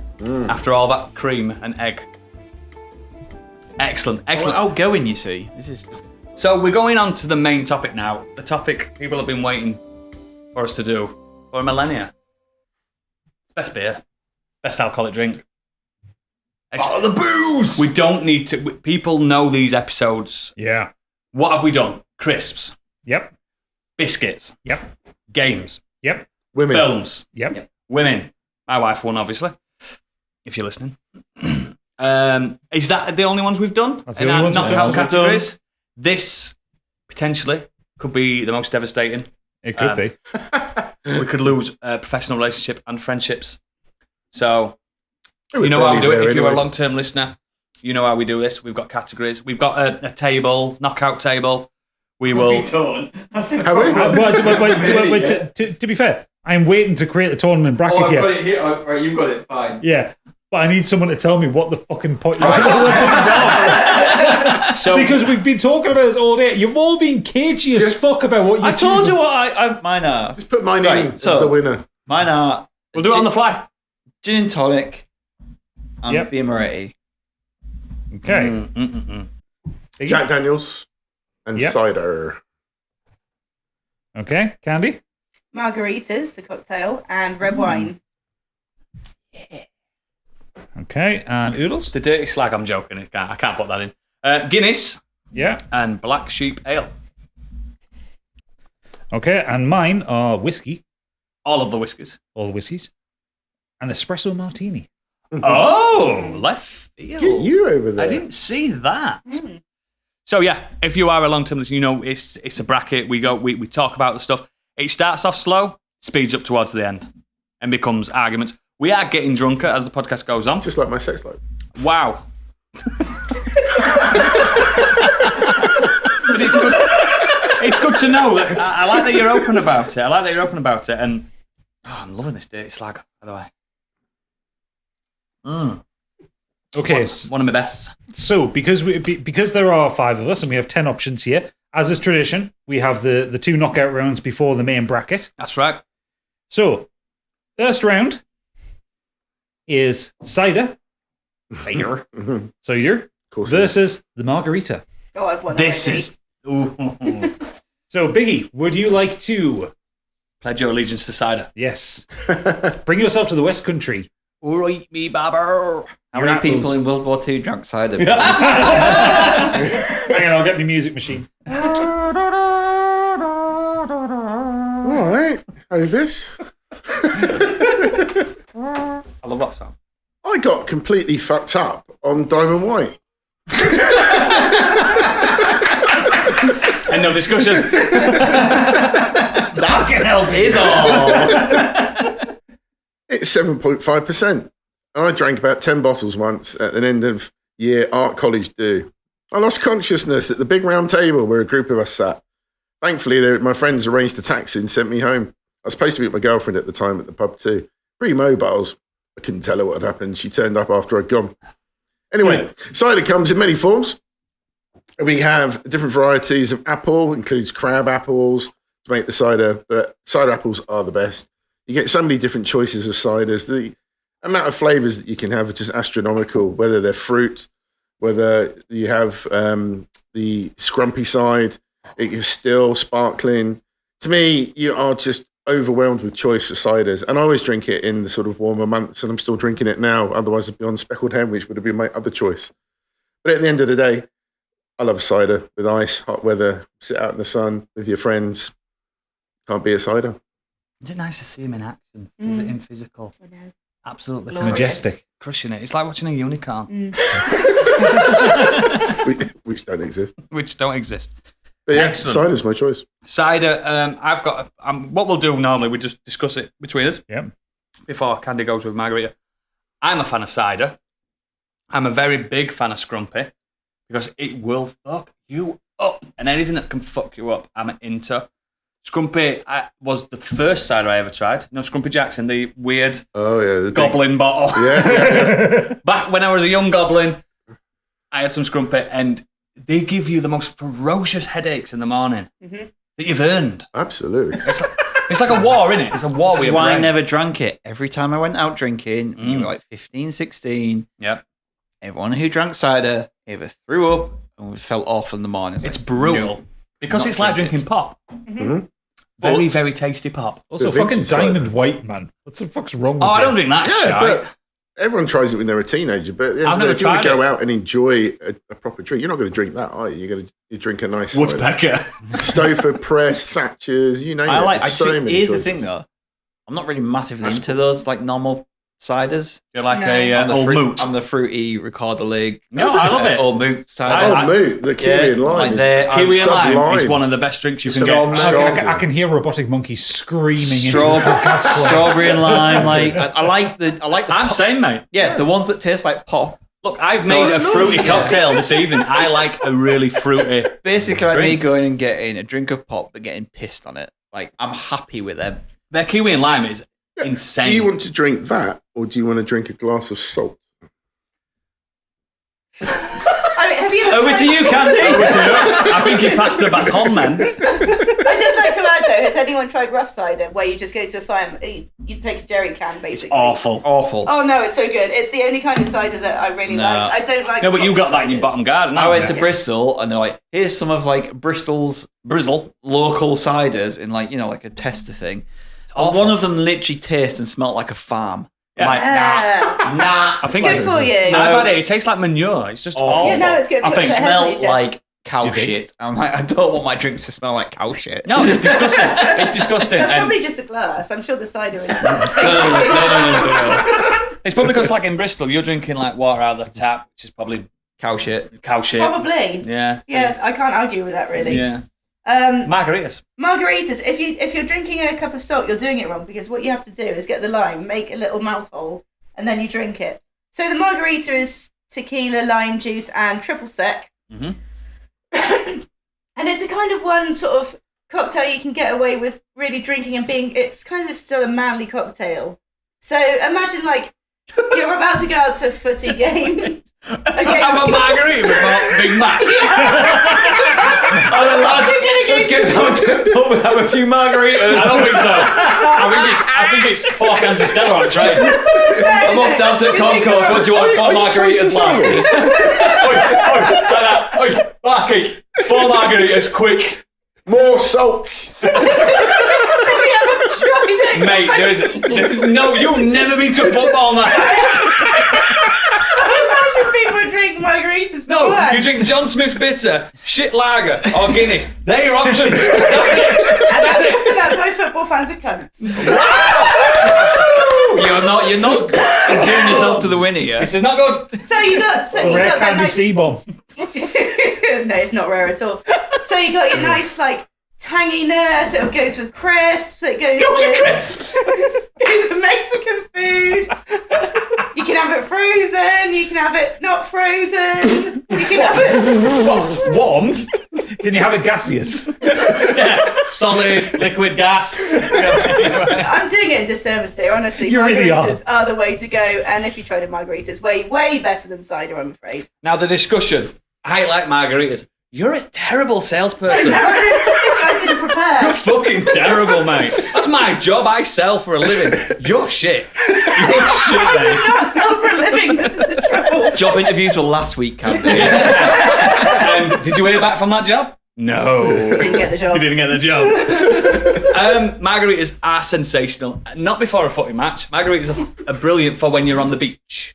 For when you're somewhere a bit more upper class. It is a nice drink. I think maybe the issue is because I'm from down south, we have a different type of football fan. Maybe this is where the confusion Do you play some kind of weird pig's bladder football? Or... kick the ball, yeah. Fuck knows. I'm pretty sure football down south is the same as it is up north. Definitely is. Maybe with more stabbings. Definitely is. Maybe with Football fans are worse down south. Yeah, they are. They drink more as well. You are. We have the discerning football fan down south. Are we voting now, or is this just the? Wait, was it, preliminary? yeah, you need to vote on a winner on these ones, then it goes into the main bracket. I mean, my wife likes margaritas, and I hate her. No, I love you, babe. Someone Yeah, can't pick it up. save, email, Janet. So let's go round the room. Obviously, you're voting for cider. You're voting for margarita. Gadget, where are you leaning? You don't seem to be a cider guy. I like cider. I don't like margaritas mostly because I just don't like tequila. Fuck it, Gandhi. So yeah, I'm going for cider because Thatcher's Katie is something I drink quite a lot as well. Stunning. But I don't like a lot of ciders, but that's the one I really I've seen like. you neck a good couple of pints of Katie. Yeah. I've seen it in Newcastle. I've seen it in the flesh. Stick. Tough, innit? It is a tough one. I like them both. You're getting ready for Liverpool Football Club. Liverpool Football Club. Keep going. Yeah. Where do they play? I want to see where this goes. Where do they play? In the one with the cannons. Oh, fuck off. No, it's got a line. Cider. There's a line above. The one with it's not Arsenal. No, I mean, I do like a margarita. I do, mate. The difference with cider is that I don't really like normal cider, but I do like the fruity ones. I would rather, if it was a nice hot day in the garden, I'd rather Have an old moot. throw a load of ice in a glass and, yeah. No. He's got a dirty slag here. He's not bothered. And I'd rather have the fruity stuff. I really do like them. Like, it's just drinking pop. I like it. I'm into that with my drinks at times. So I'm going to go with cider. Put cider through then. You Sorry. choose what is there. That's I it. haven't voted yet, but it don't matter, does it? Out of interest, though. Margarita. Yes. I prefer it. I do like cider a lot, but I prefer a margarita. And I'm not scared of toxic masculinity. I do like margaritas. We had loads of, actually, during the Euros, we got wankered, and then right before we left, we pitched a load of During the margaritas. Euros, The Candy. Euros, exactly. Before the big match. After it was actually. After. No, I love cocktails. I'm a big cocktail fan, so margaritas. Okay, so the next pre-knockout is Moretti versus Guinness. So it's Stig versus Oodles. Clash of the Titans. Clash of the Pissheads. Beer and Moretti. Luigi Moretti, beer and ice factory, was founded more than a century ago.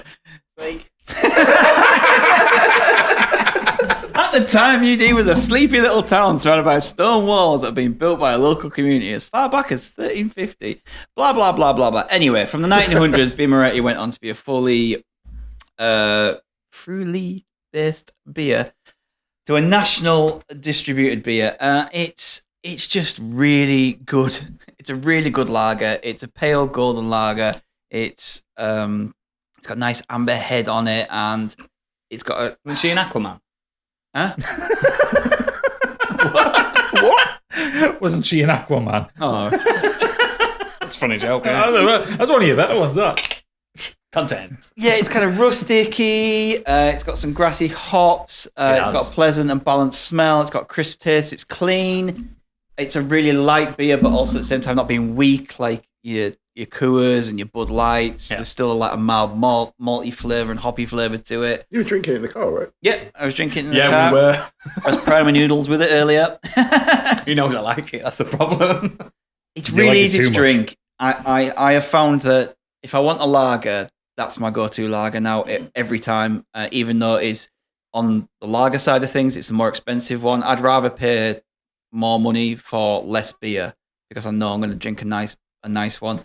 It's exported to around 40 different countries around the world now. And not only that, right, it's an award-winning beer. In 2006, Birra Moretti was the only Italian brand to have been awarded both gold and silver medals at the World Beer Cup. And it's awarded 5 other medals in the Australian International Beer Awards. So it's that good that it's recognised all around the world. And naturally, it goes very well with Italian meals. Good stuff. It is. Guinness. End. Amongst its peers, it is the third most recognisable beverage on planet Earth, after Coca-Cola and Pepsi, which makes it the most populous and recognisable alcoholic beverage in existence.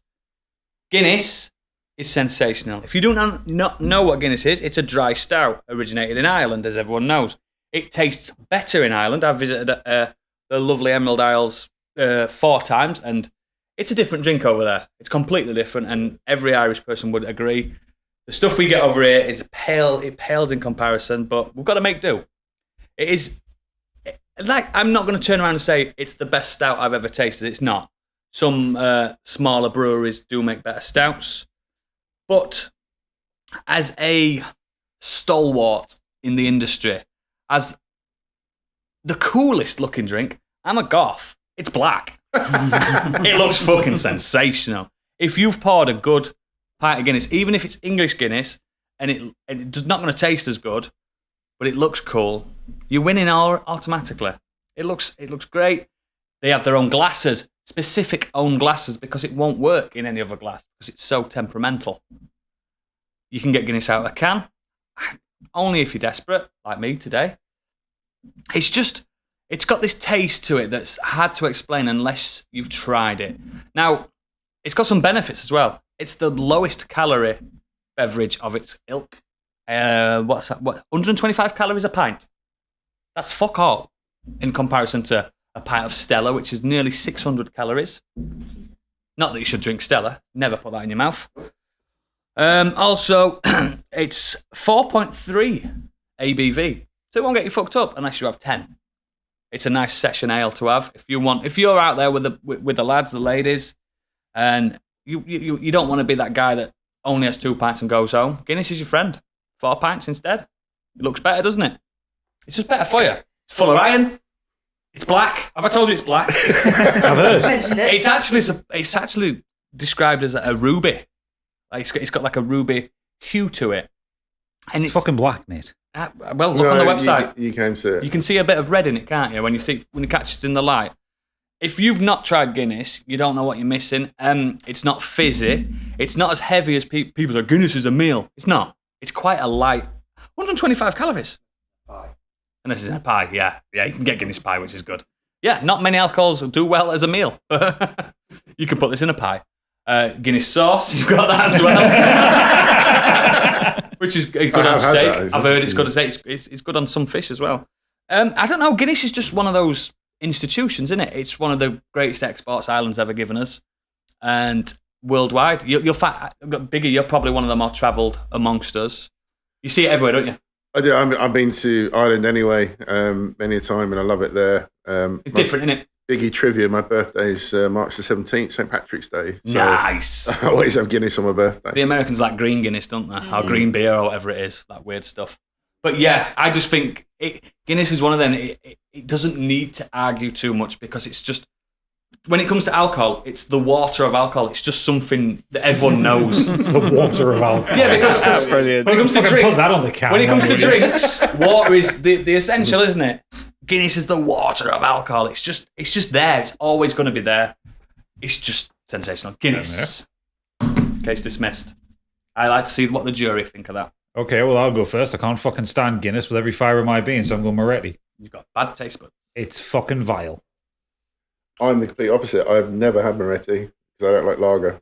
So Guinness for me, Thank you, mate. 100%. By default, I have to go with Guinness because I haven't tried the other one. But yeah, no, I'd just like to say, like, the first time I tried it, I thought the same. I thought it was going to be really heavy. It's not, is it? Really bitter. It's thin. No, it's fine. It's really, really good and surprising. And it's good for you as well. Like, Full of especially, yeah, especially if you're a girl. The Especially head. if you're poorly. When you get that Regardless, creamy head, that regardless, first you want to know sip, something? Yeah. I'd have knocked mine out for Guinness. You know, boy, you know. If it had come down to it, I'd have been like, It's I'd a stalwart, I'd have isn't just it? gone, yeah. It is one of the ultimate I was drinks. going to choose Guinness before you got in there, and I've not even been a Guinness drinker for that long, literally a year.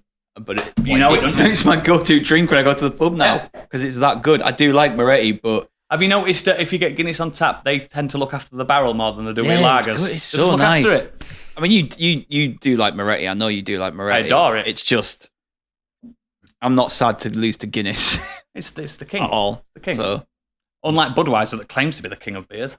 Oh, that's a lie. Absolutely. it's American beer. What do you Piss water. expect? Yeah, So, it's true. Pisswasser, as it's known. Pisswasser. in GTA. Yeah, Pisswasser.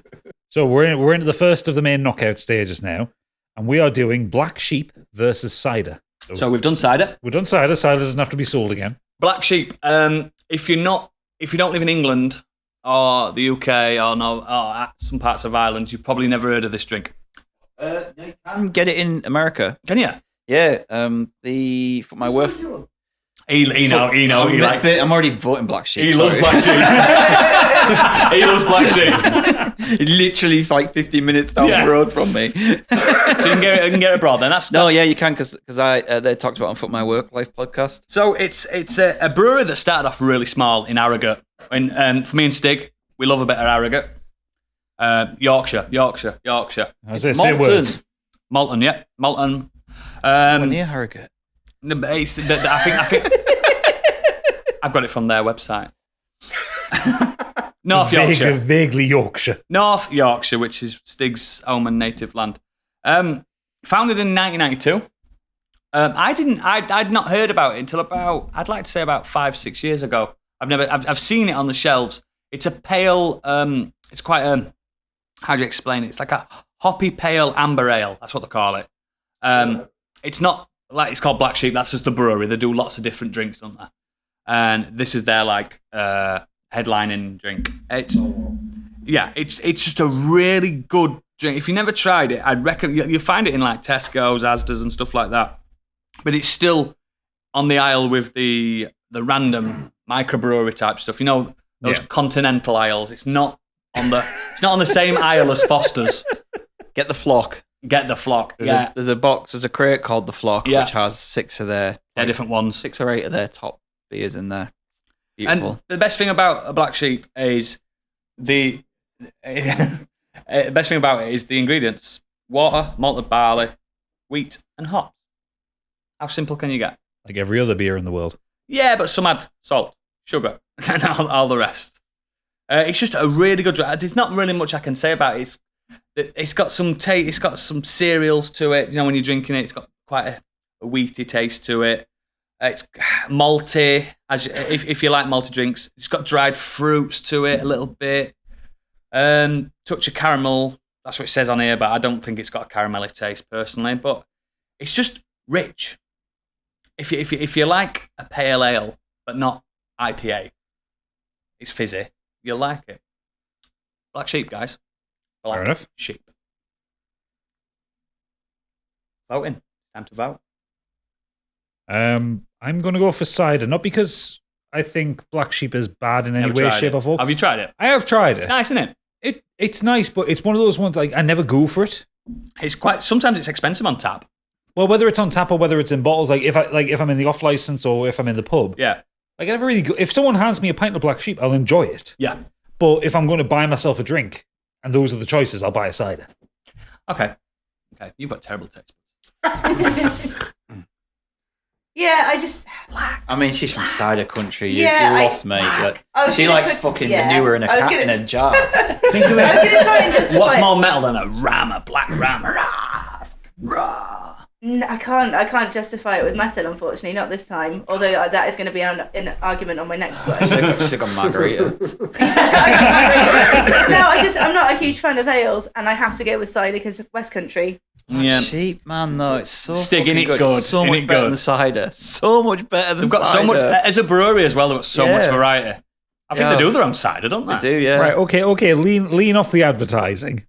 Love them. If they give us free Black Sheep, I'm all for it. Oh, mate, if we were sponsored by Black Give Sheep. me free Black We- Sheep. Yeah, we're not getting paid by them, so stop the shilling. No. Black Sheep's So- out. It's gone. So next up, Shite. it is actually, this is just all candy. It's No, it's not candy. It's G&T versus red wine. Sorry, I'm getting mixed up there. No, No, you're I'm it is all G&T. candy. You're all right. Stig's I'm G&T. G&T. Candy's red wine. And a margarita. Oh, Oh, sorry. right, okay, yeah. Okay, I'm getting mixed up then. Yeah, G&T versus red wine. Gin and tonic. Jean. Jean, Tonic. she's a lovely girl. She's a lovely girl. She's a lovely Jean. girl. G&T. Gin can be traced back to the Middle Ages. That's how long it's been around. That's how good it is. That's what's it in a has dirty slag. managed to go from the 1600s all the way to today and loved by so many people. And it is just a beautiful drink. Whatever time of year you want to enjoy a G&T, you want to go home and relax and feel, I've had a long day at work and I sit down and relax with a G&T and it makes you feel good. If it's hot outside, sit outside with a G&T. It feels really good. It is just a beautiful, beautiful drink, and it comes in all form of different flavors and different crispness and different aromas, and it's just mix that in with different types of tonics and other shit that you can put in there, like lime and lemon and oranges and strawberries and all that kind of stuff. And you've got so many different varieties. It is just a joy of a drink. Hendrick's Gin is one of my favorite drinks. Get a Hendrick's, get a Fever Tree, stick that in a glass, bit of rosemary, bit of lemon, bit of orange peel. Beautiful, beautiful, beautiful drink, and it will make you feel good. And also, unless you drink a full bottle in 2.5 hours, like some stupid people like to do, Stog. Like some stupid I people would hang do. around with people like if that. you sit and drink it responsibly, it's a nice drink that won't see you getting absolutely wankered. Like, it's brilliant. G&T is so nice. And people who say that they don't like G&T, my opponent over here, it's because she drinks shit gin. She's not experienced the Wow. really good gin. Co-op gin. You go and get a Hendrick's, or you get the Australian ones, or just the stuff that you get in like a gin, one of those gin club stuff. The stuff they provide you with them is so nice. It really is. I love it. I think it's brilliant. It's the perfect drink on a hot day. It's a perfect drink on a cold day. It just makes you feel good. Nice. I mean, I have tried Hendrick's and I still don't like it. No, you haven't. So it's not even that it's... But red wine, if we're talking about going back through history to one of the oldest drinks, you can't go much further back than wine, especially red wine. It's associated with blood by the ancient Egyptians. Jesus of Nazareth. It's the blood of Jesus, in fact. Good Jewish man. Good Jewish lad. My drink is the literal blood of Actual Christ. blood of Christ, so try and beat that. Yeah. But no, I mean, you've got a red wine for every occasion. You've got a red wine that will be dry. You've got a more jammy version if you want more of a pudding wine. It will go with a nice steak. Get home from work, you can pour yourself a gigantic glass of wine and pretend to be You nice. a cup of wine there, wait. Because I have a goblet. Kettle of wine. Somebody's got problems. Massive glass of wine and pretend to be Nigella Lawson swanning around the house. You can Sticking your finger in cream. Yeah, exactly. Yeah, absolutely. You can get red wine for cats. Red You wine can. for cats, You most can. importantly. The price point as well. You can go from a £4 bottle to a £4,000 bottle, and they're both going to taste good. It'll get you nice and fucked up. I'm trying to think of you getting fucked up on a £4,000 bottle of wine. You just hope I don't ever win the A lottery. 4,000 bottle of red wines for sipping. I mean, I said even the £4 bottle ones. You go. I bet most people can't even taste the difference. Because it's all good. That's why. You wouldn't need to taste the difference. It's not. All the red wine is good. You went for Marks and Spencer's. Mark's expensive. Taste the difference. But you know, you can, What's that? Taste is this? Taste the difference. Taste like. You're the first one to slur. You've got me at my most masochistic. red wine will go with any meal. It'll go with a snack. It'll go with crisps. It'll go Crisp? with... Why is this a thing? Why are you all putting drinks with crisps? Eating's cheating. Stop eating when you're boozing. You can have a nice round of red wine with the lads before a football match. Before the big game. Yeah, before the big game down Liverpool FC.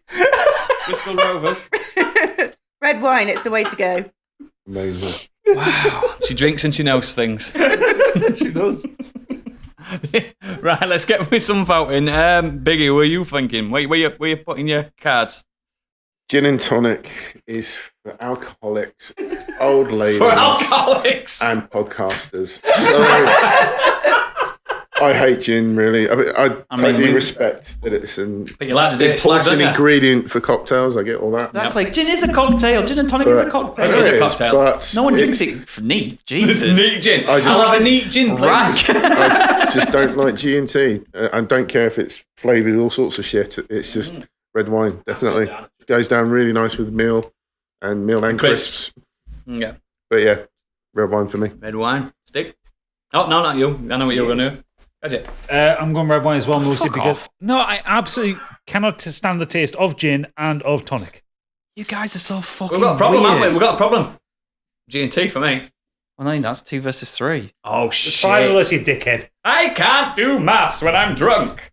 I mean, I like red wine, but you guys. I have tried good gins as well. Like Pip's got Wait till his second one like comes up. Pip's got Hendrix and Stick Tanqueray and over all with that you, in the brother. house. I've tried them, but I can't stand it. You guys. This coalition It's no, it's not fucking taste working. buds. It's that It's not working, it's man. that Oh, juniper they have taste. no taste buds, Kinda mate. do That's it. the problem. Don't like stouts, don't like gins. They're not human, are they? Ah. Good Lord. Well, speaking of which, next up it is whiskey versus Guinness. So whiskey, I fucking love whiskey, but precisely Scotch whiskey.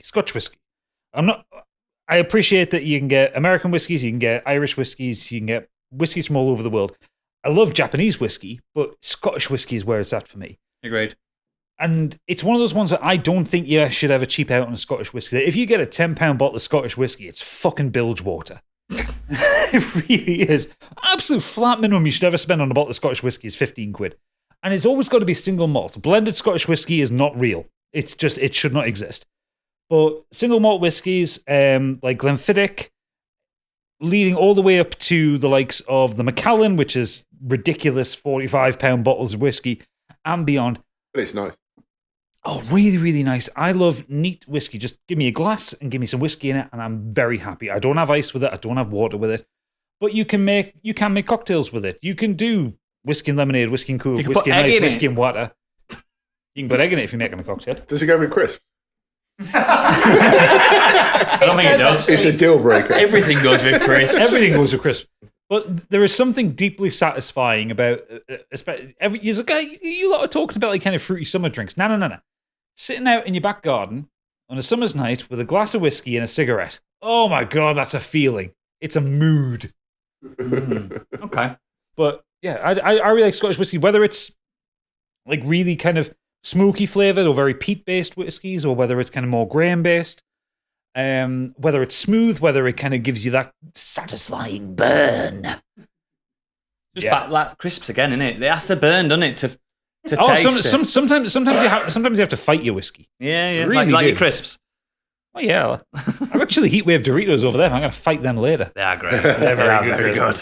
But I think whiskey's one of those ones where there are enough varieties and enough different kinds of it that it can kind of satisfy any palate. And yeah, I just fucking love it. And it's the kind of the little bit of Scotch blood running around inside me tells me every time, drink the whiskey. Cool. Well, unlike everyone else, I'm not cheated. I've gone for an actual one drink, not a broad strokes. No. You fucking went on for 10 minutes in the car on the drive down. Oh, you don't need to go for anything specific. Just go for a kind of drink. I wanted to win, didn't I? Fine. Guinness. Okay, Glenfiddich. Shit, that's a good whiskey. It's a very fucking good whiskey. And affordable, very good whiskey. Guinness is, again, it's one of the kings. And you don't need to talk it up. I'm just saying it. It's just one of the kings. We know you're voting for Guinness. Think about it, guys. It's golf. You just turned into golf. That's his argument to Candy. Golf. It's black. The goths must love it.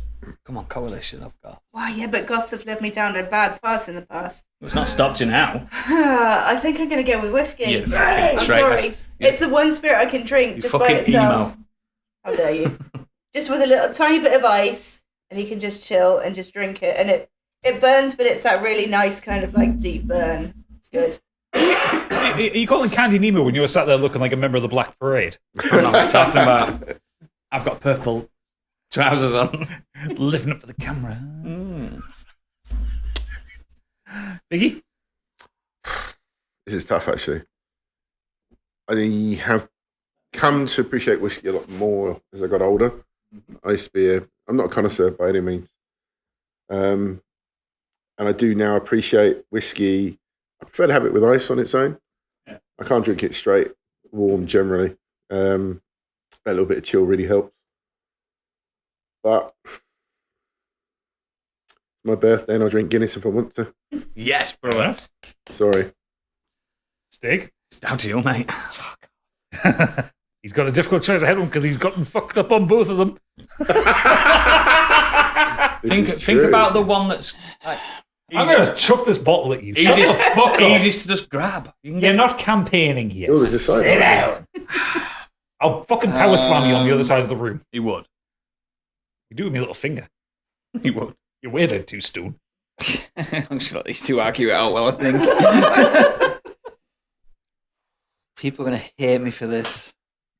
I'm going Guinness. Brother! The fucking Just- the Scots will destroy you.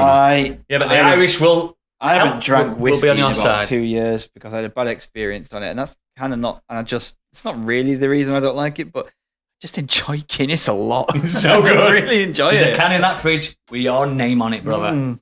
Fair Sorry, enough. I just It's fine. Okay, so we're going into one, and I already know where one of the votes is going on this one. So Jack Daniels versus the Espresso Martini. Oh, God. Fuck me. Oh my god, this is the worst round. Shit. I hate both. I love those. This is the easiest round for They're me. both rank, absolutely rank. Okay, I'm going to go first on this one. So the Espresso Martini is a cocktail. It came out of the 80s. It's a fucking 80s baby. It's a cocaine drink, It's isn't a it? cocaine drink. But And I like cocaine. you'll like the origin of this one. So the most common claim is from a guy called Dick Bradsell. What a name. What a name. And he was the bartender at Fred's Club in London.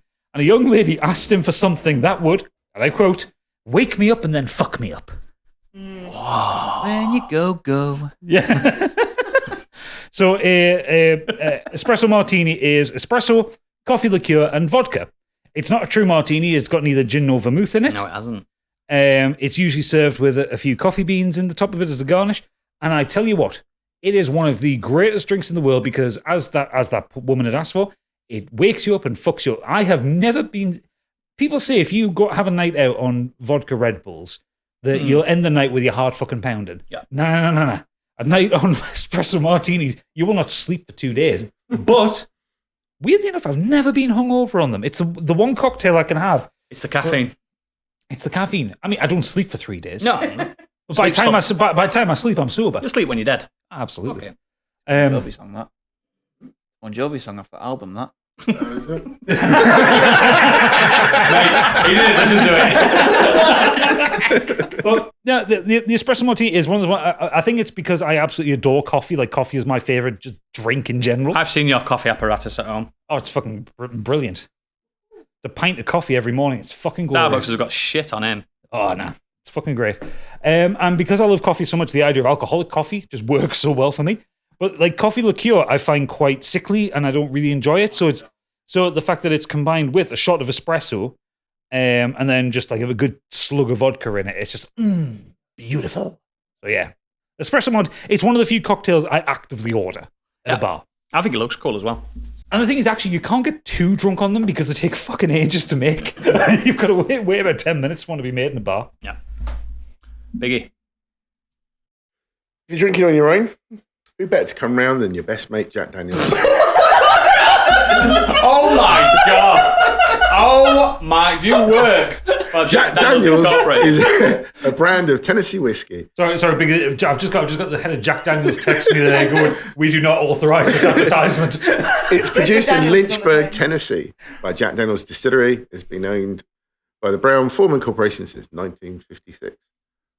Whether you want to wallow in your own misery and drink yourself to oblivion, party the night away, look like a grizzled, washed-out detective, or just if you and your partner want to fuck hard. Give me some Jack and Danny and I'll go to town on your fanny. Less than that. Turn me around here. Jack has got your back. It's iconic. How many movies or TV shows have you seen it in? It's that recognisable. Because they pay to be in them, you dickhead. I know. Mellowed drop by drop through 10 feet of sugar, maple, charcoal, then matured in handcrafted barrels of its own making. Tennessee whiskey. I know I've already said I'm not a connoisseur, but this is my drink to go to. Jack Daniels. You can drink it in many ways, whether you can have it with apple ties, or you can have it with ginger ale. You can have it with my personal favourite, nice tall glass, double shot, ice, Diet Coke. Jack Daniels with apple tizer. Yeah, the Apple Jack. It's lovely. Really nice. And it's now got toffee. There's all sorts of, so many different flavours of it out there. Gentleman Jack is, you'd like that. Very smooth. I like Gentleman Jack. It's nice. great. It's a lovely drink. That's not what he's talking But yeah, That's not what he's talking about. Jack Daniels, baby. Right. Can I go first? Yeah, sure, go. I hit both of these drinks. Yeah, go for it.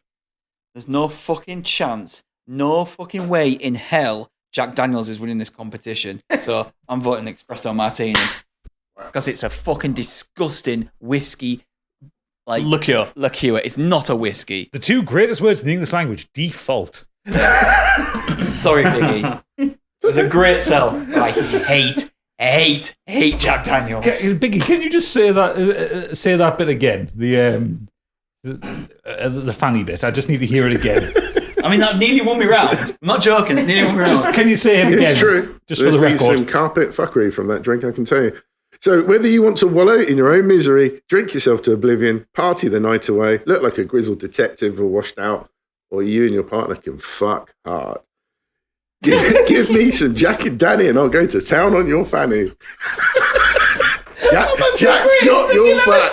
Did you write that prose on your own? Yeah. You're a fucking artist, Biggie. Yeah, that's the title of the podcast. Yeah, it is. Sorry, Oodles, what are you thinking? Jack Daniels is probably the worst drink known to man. Yes. you would drink that over I've said espresso martini. I've Seriously? said this. Yeah, I hate coffee. I've said this on this podcast before. I think Jack Daniels should be banned. Now, Gadget knows I like whiskey, and that we had when we were having that little debate, Yeah. that fight. Jack Daniels is not whiskey. It really it's is not not. even spelt correctly for one. I mean, it's bourbon whiskey. Yeah, it's bourbon whiskey. Here's the thing. I'm really sorry, Biggie. I am so glad that this went against one of Gadget or Candy's choices. 'Cause I know they like Jack Daniels.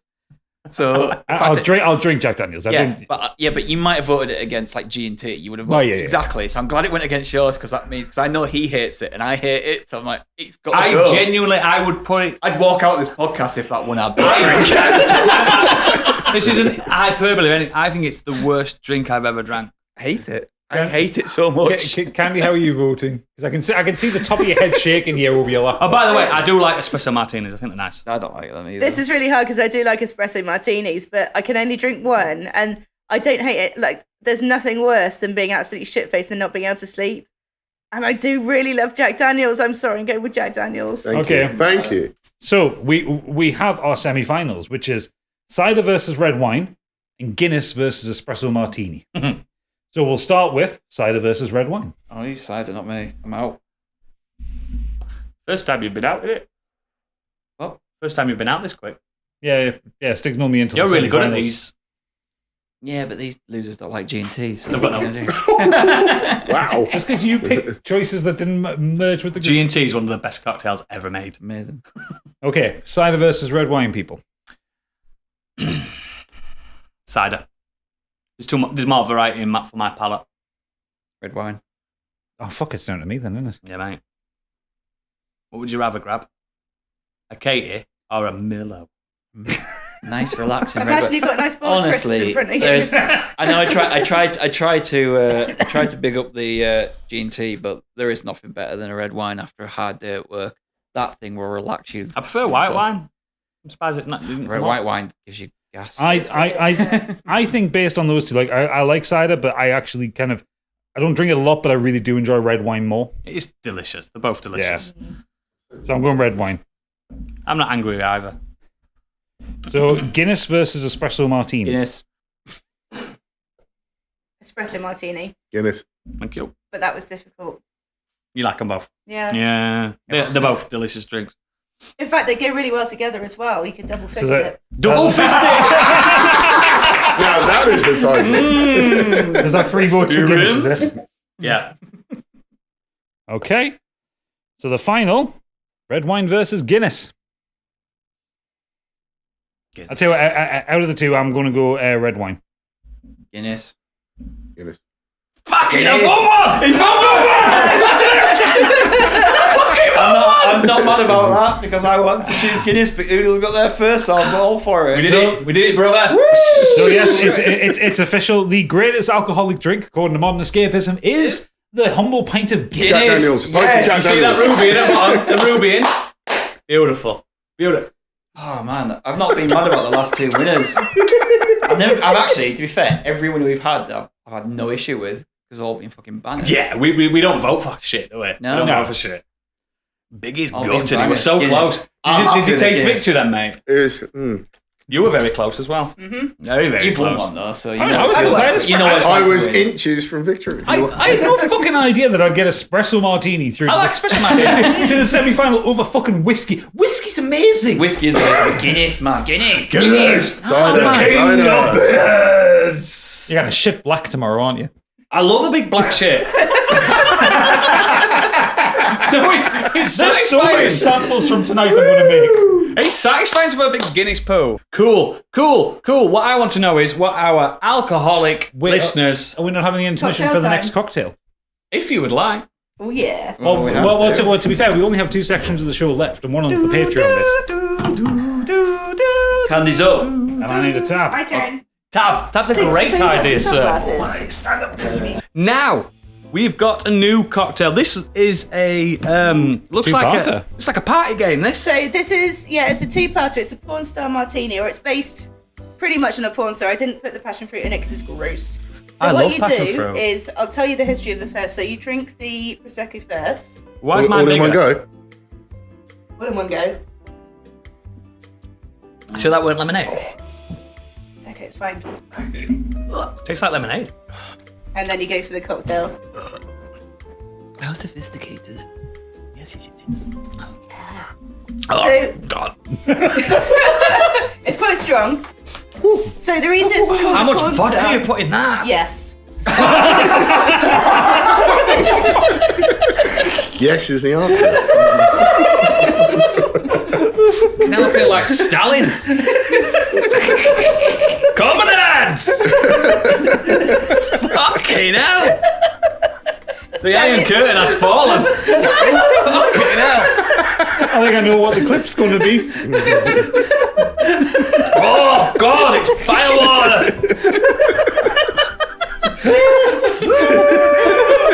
It's a trombone. It's so fucking strong. So it's vanilla vodka, Is it? Passoa, and passion fruit. And the reason it's called a porn star martini is you drink the. So the porn stars used to drink it. You drink the prosecco Porn first stars. because they do a shoot and they'd want to drink and they'd need something to shoot, like Fast. to get the come out their mouth. So they'd have the Did you just say that and look in my eyes? Yes, it is. So Interesting. you'd shoot the prosecco to get kind of, get the cum taste out, Detritus. and then you can enjoy your cocktail. So cheers, everyone. Enjoy this. Fucking hell. Has everyone spilled their come out? Yeah. Good. Let's move on to the. I'm enjoying the change in Noodles' body language the more drunk he's got, because he started the night like lean back, cross-legged, very just demure, and now he's sat there like, is he fucking ready to fight? I'm pure Russian now, right? He's go, yeah. celebrating his win. Daiboja! Yeah. What he said. Fucking hell, man. That's nice, that Andy. I like that. It's nice, but you've... I mean, that's the first time I've had a porn star martini with the shot of Prosecco first. The cum shot. That was fucking hard on me through that. That was really... I'm not a fan of Prosecco. Oh, I like, genuinely love Prosecco. I like so it. I'm I fine thought with you that. put it Martini. in the martini. You do, don't you? Usually. I've been in a place where they just give it Pour in it and in. they say drop it in, yeah. I think you're supposed to drink it first, but I like it. It's just too vodka in mine. We had to spill the come out of our mouth. And I have got the come out of my mouth, luckily. Speaking of come out of my mouth, our listeners. Our listeners, yes. Nice segue. Thank you. They've connected well with this one. But before we I get bet they have the seds. Before we get into this episode's feedback, we do have some feedback for last episode from the lovely Irish bastard himself, Rob Shack. He said, "Good day, folks. I just wanted to say how much I enjoyed the last episode with the job applications. Absolutely had me in tears out walking the dog. And then the Patreon section, the way Biggie nonchalantly handled his porn scandal." Don't reveal it for the non-patrons if you don't know what we're talking about. And He's a pervert. And then Candy fucking launching herself headfirst into the fire, taken down by pizza, which was All gold. things. Beelzebub grabbed you that morning and took you in. And he's got advice for me. Gadget, you must continue passionately calling everyone dickhead, because that also just makes my day. Someone else told me that. They like it when you call people dickhead. It's a good He insult. only called me a dickhead. He does it. He's done it often. If I you go do- back to his dickhead, just Don't take my link head. every dickhead he's ever done. The dickhead diaries. Dawn The of dickhead diaries. Dawn of the Yeah. Dickhead. The montage of dickhead. There's a lot. There's an hour's worth. I'm sure there could be some enterprising fan of ours that can put just all my dickheads together. And he says, "Thanks, folks. Do try to survive this in-person meetup. But cheers. I'm not sure we're going to survive this one. Not Look- with this fucking thing. I keep going back thinking, tell her to do it. But on to this week's topic. We'll start with that F-King guy. Oh, that's too much vodka. Known sober man himself, but he used to enjoy a tipple. Yep. So he says, White Russians were my favourite fancy night out or night in mixer. Tequila and Coke, my standard getting off my face because it's Friday drink. And I never thought to have tequila and Coke. Oh, it's really good. Oh, no, yeah. It's spicy. Spicy. Well, we've got tequila and very Pepsi spicy. here. Why is it spicy? That's spicy. I'm not sure if I pronounced this right, but Chimay Blue? Chimay Blue? I'm Never not heard sure, of it. mate. But he says that was his favourite beer. Trappist monks can't be beat for that stuff. They're the rappers, right? Overproof rum and Kahlua in hot coffee, or otherwise known as a Calypso coffee, is my favourite for a Sunday or Monday morning beverage of choice. Yeah. I'm a big fan of Monday morning drinking. Just rock up to work with your big thermos of alcohol. Yeah, this is... Pip, my partner Pip, she has come in with this, and I'm going to try and see if I can do it properly, but I'm sure all the Irish listeners are going to hate me for this. Come guess me this riddle, what beat pipes and fiddle, what's hotter than mustard and milder than cream? What best witty whistle, what's clearer than crystal, what's sweeter than honey and stronger than steam? Will make the lame walk, what will make the dumb talk, the elixir of life and philosopher's stone? What helped Mr. Brunel build the Thames Tunnel? Sure it wasn't whiskey from Aldice or Wen. So stick o' the quarter, the best thing in nature for sinking your sorrows and raising your joys. Oh Lord, it's no wonder if lightning and thunder weren't made for the plunder of whiskey, my boys. Is that a Geordie anthem? No, it's an Irish song. Is that about WKD Blue? It's about Jack Daniels. There's a really lovely video of Hosier singing that at the Radio 1 Live Yeah, Lounge. he's got a stunning voice as well, hasn't he? Yeah, and he's actually Irish. That helps. So is that a song about Irish whiskey, I assume? Yes. Proper whiskey, not Jack Daniels. The good stuff. Do What the fucking look on Biggie's face? The fucking daggers. you know whose favourite drink were whiskey? John Bon Jovi, your favourite. The truth needs to be told. Yeah, he just needs to know it, doesn't he? He needs to know. You've been drinking the wrong drink. That was lovely anyway, Gadget. Thank you for that praise. Robotic Monkey. Hailing from the West Country, me babbers, I'd be in big trouble if I gave any answer other than cider. It's a good answer, though. There's so many to choose from and enjoy, from the barely drinkable alcopops like Magners, all the way through the quote-unquote local cider, which you get from a farm in the middle of nowhere in a plastic container. Your favourite? Yep. That tastes like the farm. That tastes like poo. I like a Thatcher's Katie, although at almost 8%, I can't have too many before I need to lie down. Gadget had 5 in front of me. It's a bad boy, that Katie, I tell you. And he still managed to go to the kebab shop and get a kebab. Yeah, my record on Thatcher's Katie is 8, and I don't remember much after They are that. big bottles. They're big bottles, and they're very strong. Planty says, I haven't had a drink in over 3 months, you poor fucker. Oh, No, he's doing well. But he's lost nearly 3 stone. Well done, you poor fucker. Absolutely. I'm sleeping better, and I'm stronger than happier. That bit's not true, than I've ever been. But like the miners' strike, I don't bang on about it all the time. Never mentions the miners' strike. Never, ever. Good lad, that. And he goes on to say, stout, blacker than your heart. Russian Imperial stouts aren't cool right now, though. They are good, though. They'll be happy Which with one's the winner, Russian's then, won't Imperial? Russian Imperial, nowadays it's more like you get your. Do you know how I subscribe to This Is Not an Advertisement, Beer 52? Yeah. You get these random Russian Imperials in little, them little session cans, and they are fucking fantastic. Can you get them in the current political climate? No. Do you know what? I don't You can get drink them an on the awful black lot of different market. stouts of Guinness, really. Oh, my favourite stouts at the moment are Spanish stouts. I know it sounds weird, but Spanner. Spanner. Spain. Spanner stouts. People from Spain are spanners. Spain are doing Yes, who's the most drunk listeners? Spain are doing some give you a absolute hint. bangers. They're doing some banging stouts, and a lot of them Imperial stouts, Italian Imperial stouts. Fair enough. It's just darker and nice. So, known pisshead, Cow Goes Moo, Yeah, he said, is. I like a lot of Beer for the rest alcoholic of the drinks, night. but here are some of my favourites, and it's a rather the list. So he starts with beer, Lagunitas IPA, or Brewdog Elvis juice, Elvis juice is strong. lager, Moretti or Madri. Good lad. Right. Well, That's what we've got. drinking tonight, yeah. That's what we've got. Yep. Belgian, Leffe Blonde or Duvel Triple Hop Citra. I do like a Leffe Blonde. I do. Yes. And then Very good. they're in the cutest bottles as well, aren't they? Yeah. Oh, but you get the Big ones. And you get, Yeah, but well, they're you not. either get them in cute little bottles or the big If you get the big boys. ones, They'll too fuck many you of them up. will knock your head off. Yeah, Yeah. they'll fuck you up. There's a pub in Newcastle that sells Leffe on tap, and it's I've never had it on tap. It's fucking dangerous. Oh, but it's delicious. It's one of them split taps. One side's dark, Yeah. one side's blonde. Oh, I've never had it on tap. And Oh, if you know the barman enough, he'll mix them. ooh, mate. That'll Like a- hurt. like a- No, don't mix them. It'll hurt. When I used to work in Working Men's Club, it was. It's like crossing Can the I have street the and shouldn't trays, do it." please? Can I have the trays? And that was the mixer there. The dregs. However, Cow Goes Moo's got more. Cider, Thatcher's Cheddar Valley, Yes. or Corey Tap Exhibition. No, I never heard of that. Rum, Captain Morgan's or Kraken. I don't like Captain Morgan. Whiskey, Glenlivet Founders Reserve, yes. Or Monkey Shoulder. Love a bit of Monkey Shoulder. Yeah. Even though it's a blend. Yeah, it's still nice though. Whiskey with an E, so it's Irish whiskey. Jameson Caskmates IPA or Bushmills 10-year-old. I'm not a big fan of Jameson, but I like the Bushmills. Mm-hmm. Bourbon, Wild Turkey 101 or Tin Cup Whiskey. Stop drinking bourbon. He misspelled Jack Daniels. I say notably not Jack Daniels, everybody. Because it's the worst drink ever imagine made. Cow liking Jack Daniels at all. No one likes Jack Daniels apart from Biggie. And- It's me, Biggie, with me Jack Daniels. It comes out of my taps in my ass.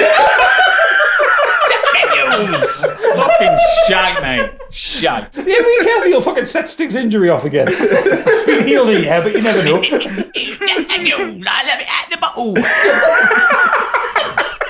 Fucking wank, mate. And the last one Cow's got, because he is a fucking pisshead. Tequila / mezcal, Jesus. Patron Silver, or Mezcal Verde. He doesn't stop, does he? Do you know what the thing is, though?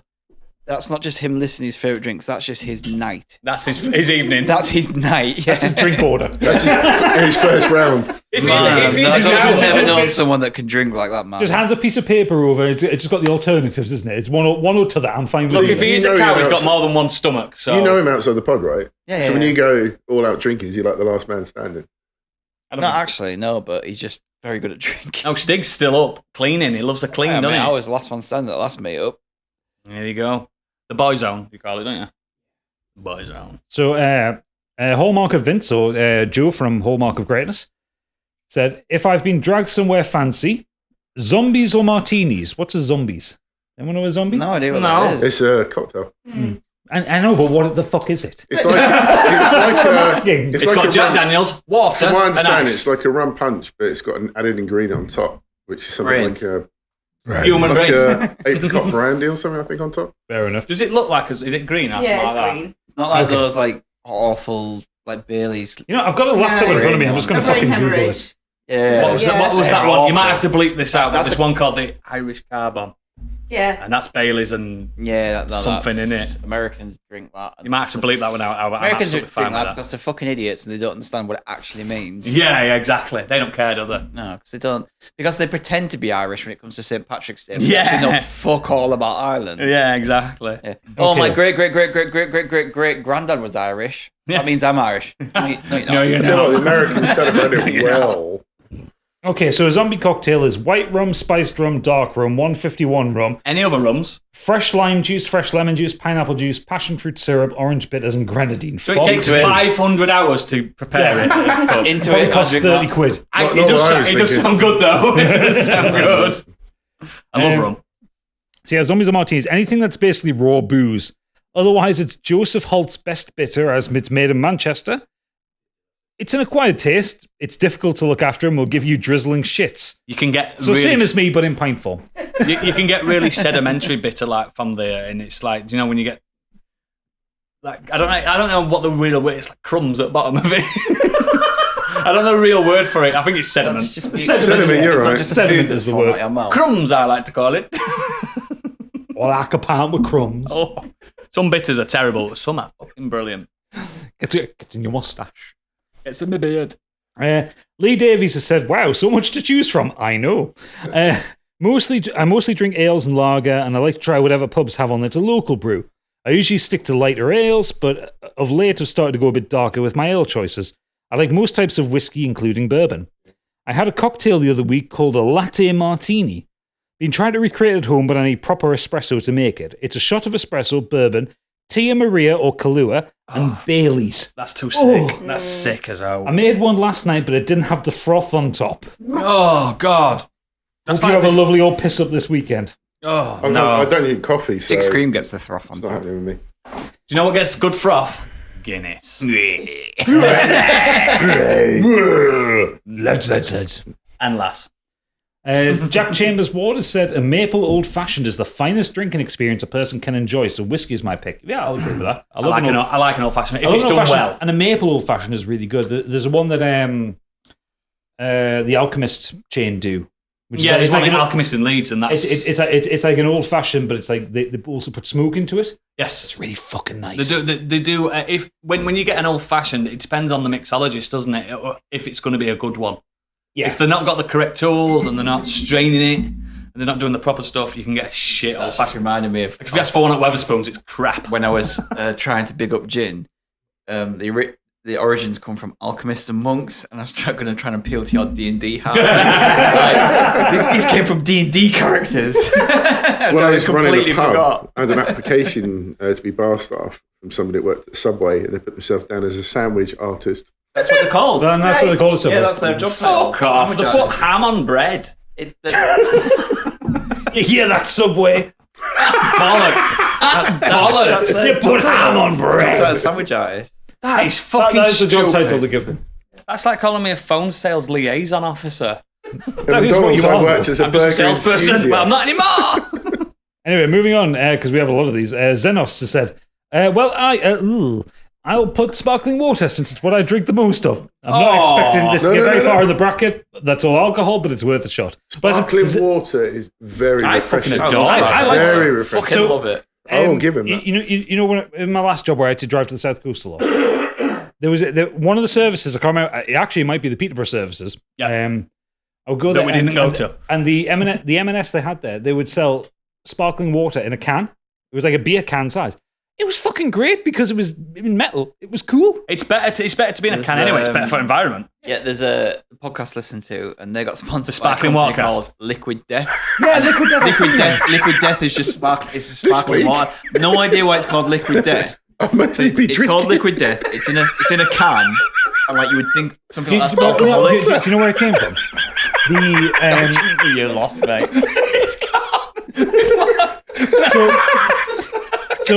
Liquid Death is great because they're marketing, because they're in kind of tall boy size cans. They're in like 500ml cans. It sounds like a really horrible thing to do, but they effectively marketed in the beginning to alcoholics. Oh, they market it to kids as well. Well, no, marketed to kids, but I'd buy it as a teenager. Liquid Death, I'll have two. No, but they were marketed to alcoholics because they look like beer cans. You get that. But that's what they did with energy drinks, isn't it? It's the feeling of drinking it. And it's helped a lot of people quit drinking. So it's actually a really good thing. I think seltzer and It's fizzy one of- water is sensational. But it's one of those things when you look at Liquid Death cans, you look at them and think, We put seltzer that's a in the really fire. fucking weird idea. But then when No, you I actually mean, think about it, it works. Normal, just sparkling water. But sparkling water is great. I love sparkling Yeah. water. But Americans call it seltzer, don't they? They do. I don't mean alcoholic ones, because yes, that was in the fire. Futile Exercises said, never really got into spirits, unfortunately. So lager, ale, and stout, man. Don't Good have to be lad. in- Fine. to be into spirits. That's fine. I win it. Adam Golightly, Oodles is now colleague, I guess. No, he doesn't work Oh, he for doesn't the work company for them. anymore because him and my other former boss left. I am now the boss. That's a terrifying prospect.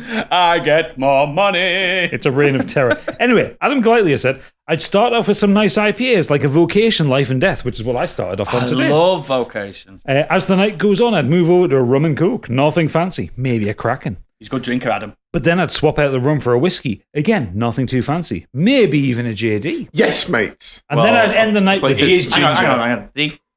He wanted whiskey. Why is he going for JD? I don't know. No. He says, then I'd end the night with just whiskey, but something I really like, say a Macallan Gold. Yeah, I like Adam a lot after this one. Yeah, I mean, The JD brings him down a little that's bit. because but it's he's not got his a lot- fault. He's ginger. You know what I mean? It's not his fault. It's not his fault. It's just what happens in it. Some people. He has got exceptional taste in Friends as well. Okay, so And podcasts. Podcast. for the next one, it's Super Natty Cat. I need you all to prepare yourself. Let me guess. It's some kind of cocktail with a tampon in it. Yeah, that's what I'm thinking. And she calls it Vampire's Cup of Tea or something like that. I don't fucking know. Dirty woman. Oodles, I need you to gird your stomach here. This one might make you vomit. Oh, God. It's called a honey monster. I'm already down. I'm out. It's Jack Daniel's honey. Yes, Oh, yes, that's thank Jack Daniel's honey you. is really nice. I don't mind the form not being used at this point. It's fine. Jack Daniel's honey, Monster Energy drink, and Sprite. No, What the fuck? no. No, you know I like Jack an Daniel's energy honey. drink. I really like that. So do you know what you can do instead? You can only have one or two glasses of it, though. No, It's it's far kind too of my sweet. Christmas drink. It's weirdly, it's like what I'll sit and drink when I make Christmas dinner. I'll drink that through the day. Is that why you've set fire to your kitchen 3 Christmases in a row? Mate, my Christmas dinners are fucking incredible. Guess where we're going this year. Jack Daniels. Do you know what? To help the honey Super one, Natty Cat, not the normal she's doing it all wrong. She needs to get a Jack Daniel's honey as usual Yeah. and just get a can of dragon soup. He does everything. We're not trying to kill the poor woman. I can't find dragon soup anymore. I think they hide it when I walk into the I shop. think it's been banned, mate. Oh, it's a shame that. Energy drinks and alcohol. Yeah. I used to walk in shop and bloke from corner shop near me. He's like, "We've got a new flavour in." I'm like, "Yeah." I'm gonna check now whether it's actually a thing. People getting radiation poisoning. Yeah. I won a competition with Call dragon it soup as Fallout. well. I love them. You were trying to get us sponsored by I Dragon Soup. was in their fucking DMs. All I mean, the website's still I didn't pick there. you up on that at all. They did. They said we'll get back to you. Have they been on the socials recently? Dragon soup's Where delicious. to buy? Hang on, here we go. Where to buy retailers? Let's have a look. Have we gone restricted, like B&M bargains or some shit like Something, yeah, something trashy. I that? like Get us exclusively in Poundland. it. Ooh, Poundland do boobs now. Welcome don't to the they? circus of values. That's the voice I was going for. Carry on, I'll find it. Fair enough. DJ Walsh, our professional drinker, has said it's got to be a... oh, God, he's got Irish names here. Kinnegar Brewing Scraggy Bay Pale Ale. Yes. Also, Yellow Belly Beer Citra Pale Ale. Never had that. Eucharist Pills by some German monks. Some German monks. Yeah, okay. I'm really sorry if I butcher Irish names here. I'm quite drunk. Ballykilcaven Bambricks Brown Ale. Oh, I bet that's good. I love brown ale. Black's Brewery KPA. Left Hand Brewing Nitro Stout. Hopefully Brewing Pills. Yep. That sounds weird. Rascals Brewing Yankee Pale Ale. Whitfield Brew Blonde. And, of course, West Kerry Beer Beyond Band Golden Ale. I'm really sorry, Ireland. Nailed it. Crushed it. I've forgotten loads, by the way. I've mispronounced loads, by the Well, way. you said that they're all like local stuff. So. Yeah, it's all very Irish. Now, things. DJ is a friend of mine, personal friend, and I know he's got cupboards full of beer. Cupboards. He gets it sent to him. He does, actually. The bastard. He is a professional Pisshead. pisshead. I'm upset with him that he's not explained why these are his favourites. I'm calling him out. Maybe we can get a postscript for next week's episode. Yeah, I want you to come back. I know you've been on holiday and stuff, mate, but He's been reading me book. He's been a good lad. he is a good lad. He's the best of lads. But yeah, I wanted more explanation to why they were good. Yeah. Okay. Quick update on the Dragon Soup. Yep. Nothing in this area. Oh, Maybe not. fucked it. Fucked it. Did you ever try Dragon Soup, by the way? Did it? No, of course fucking not. Never Biggie saw did. it. He's a brave man. I'd do it. I'd do It it. knocks your back off, doesn't it, Biggie? The way I you literally say had those two things, sips I'd of do it. that. I'd do it. It's like you're fucking talking about weed. Your heart goes. I'd do it. Yeah. I can't drink energy drinks anyway because it does do that to my heart. It's got the highest caffeine content and alcohol content you Give can me- in that kind of can. How many have you drunk in one night? 5. Fuck that. Just hook it to my veins. That was the night I lost my shoe. I can understand that. Kate of the Dead. Hi, Mum. She said... That's your mum. That's me, Mum. It is, isn't it? Yeah. Hi, She's Mum. on Discord. She said whiskey without the E, so Scottish whiskey. She's clever, that's why. Anything else is just nonsense. Yeah, that Right, biggie. Jack Daniel. You see where my heritage comes from. Yeah. She's aggressive, isn't Also, she realizes Jack Daniels is not whiskey. Jack Daniels is not whiskey. she? It's not even a drink. Wow. Wait, it's I need to bourbon. find It's a new podcast. bleach that you should clean your bathrooms with. I wouldn't even clean my bathroom with it. No, I Jesus. wouldn't, mate. Nimrod Hicks has said, "Dear motorway excursions." I like that one. I like that. That's my Certainly favourite. today, Yeah. pissing in the We woods. were excursion. me and Steve literally took a detour and had a piss in the wood. Yeah, off a motorway. Because we were having car drinks, car beers. Love them. Love a car beer. So he said, "My favourite booze by far is red wine. Point me at a lovely Rioja, Malbec, or Tempranillo, The vanilla. and I am happy. And I am a happy boy. My other great love, however, is Scotch whiskey. Yes, Hicks. I currently have about 10 bottles on the go, but my absolute fave is Old Pulteney. Ooh, that's a good one. It's not the most sophisticated whiskey in the world, but its creamy finish with a salty hint of the sea gets me every time. I would also like to bring your attention to the abomination that is Mrs. Hicks's recent discovery, Sheepdog, which is, and I shit you not, a peanut butter flavoured whiskey liqueur. Ooh, I'm into that. I could try that. I'm down to fuck with Make a that. note of that now. It's as rank as it sounds. We might lose another patron over No, I'm these. down to fuck with that. But she loves that shit. I have to kiss those lips. I might have to kiss those lips to find out. Lock up your wife. Biggie's in town. Darby, do you know you whiskey drinkers? You firm whiskey. Why don't you get yourself like a forever dram where you put your dregs in and you make your own little? Have you seen them? Why would there be dregs? Wow. Do you know I actually do have? I went to a whiskey thing at York Races, and one of the things they did there was make your own whiskey, blended whiskey. Yeah. Oh, yeah. nice. And so I've got one that's like I've blended to It's myself a called the. Stig blend. It's called the Stigweed. Yeah. Nice. Nice. Yeah. I've got Yeah, a little so- bottle of it still. Like it's only this, but it's like a shot bottle's worth. So, yeah, it's quite meaty, peaty. Last one we have, and this is actually a question to us. This is nothing to do with what we've been talking about all night, but we're drunk enough to ask and answer this one. So, Jack Chambers Ward, the mad lad himself, has said, if you had a free-for-all fight, brackets, no weapons allowed, between all of the ME crew, who would win and why? If you could describe it as if it were a wrestling/MMA match, you get bonus points. Do you remember wrestling, right? I'm Gold Dust. Remember Gold Dust? No, but... Mate, you'd snap in half in a light all right, I'm breeze. Doink the Clown or whatever. Fucking you're Spike Dudley. Yeah, that'll do. If you weigh know who less- Spike Dudley is, that's you. You weigh less than Rey Mysterio Jr.'s leg. I'd come in just to go, oh my God, he's get here. thrown And for I'd a just table. run around the ring just laughing. Yeah, but you get thrown through a table, but he would snap and not the table. I'm not in this. I'm a lover, not a fighter. I wouldn't fight any of these guys. Okay, I'm sure we've done this before, but like when we did the Royal Rumble. so thinking about this logically, Stig breaks in half because he's made of crisps. yeah, but Yeah. you'd have to catch me. He's a rugby lad and all. But he still made a And crust. he's a Yorkshire lad. It doesn't matter whether we'd have to catch you or not. You'd have to be in the fight. Yeah, but you'd have to catch us. What position do you play in rugby? Winger? You can't catch him. I catch a Can't winger, fucking mate. catch him. Yeah, but I used to play prop. If he comes anywhere near me, I'm going to flatten him. If he's running around the ring, just running the opposite direction. I do what Muhammad Ali did. I wait till you guys tire yourself out. Wingers only know how to Rocky run. Balboa. Wingers only know how to run in straight lines anyway. To be fair, if it was True. a close quarters thing, me and Noodles and Candy had basically fucked against you two. Yeah. So it's a choice between you two. You guys are giants. To be fair, I think Candy's a dark horse. She'd go for the eyes. I absolutely would. Do you And go I- for the dicks? Yeah, I mean, I'd give I'd them- be. Do you know what? I'd wear an outfit like I'd wear the crotchless chaps. but Wow. the bikini Easy with access. the- Walking but, with like with the cleavage outside, everyone would just stop and look, and then you just go pow pow yeah, while exactly. But then everyone's I'd looking. also line Tactical cleavage. I'd also line my bikini or whatever with Pepper spray. drawing pins from the inside outwards, so you can't even get near me without. You thought about this before, haven't Prove you? it. I mean, the thing is, though, you did say no weapons. Drawing pins are classed as weapons in wrestling. Not when it's in your bra.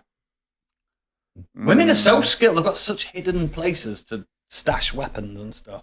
I would wait and phone all your mums. What's that gag from Who Take off. Framed Roger Rabbit where he puts his hand on a cleavage and there's Yeah. a bear trap in there? Yeah. I think I agree with what Stig said actually, that everybody else would be dead. And it'd be between me and Gadget. And then me and Gadget would spend the rest of the fight trying to lift each other.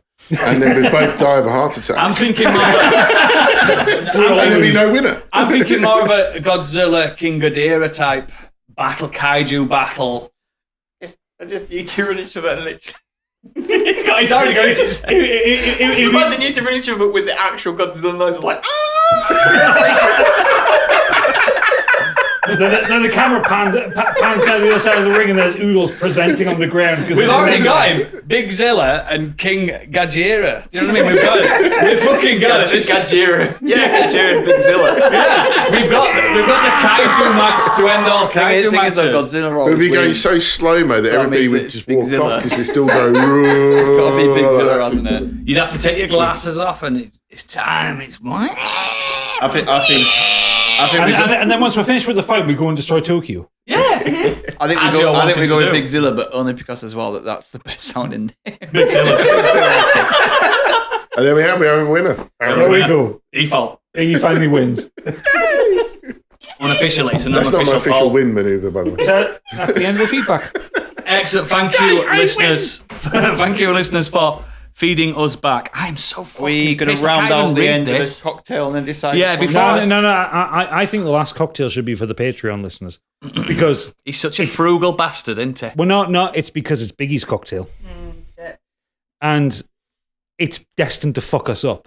You And we're already guys are pretty so fucked fucked. up Called as the it is. Biggie Bundle in all You fairness. guys are so I'm fucked. pretty fucked now, but let me try and read it. I need to make this bigger because I can't see him. Shall we? Why are there so many fucking flies in this house? I don't know. Barflies. Shall we, Barflies. That's you.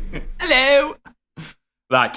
As always, links to all our extracurricular activities are in the show notes and at modernescapism.co.uk. And please consider becoming a patron to help support our endeavour. Next week, if we're alive, we will be starting a new theme month. It is the spooky season. Candy's favourite time of the year. And the first episode will be our perfect horror double feature. I am so looking forward to this. You're not allowed Alien in the Thing. With Banjo.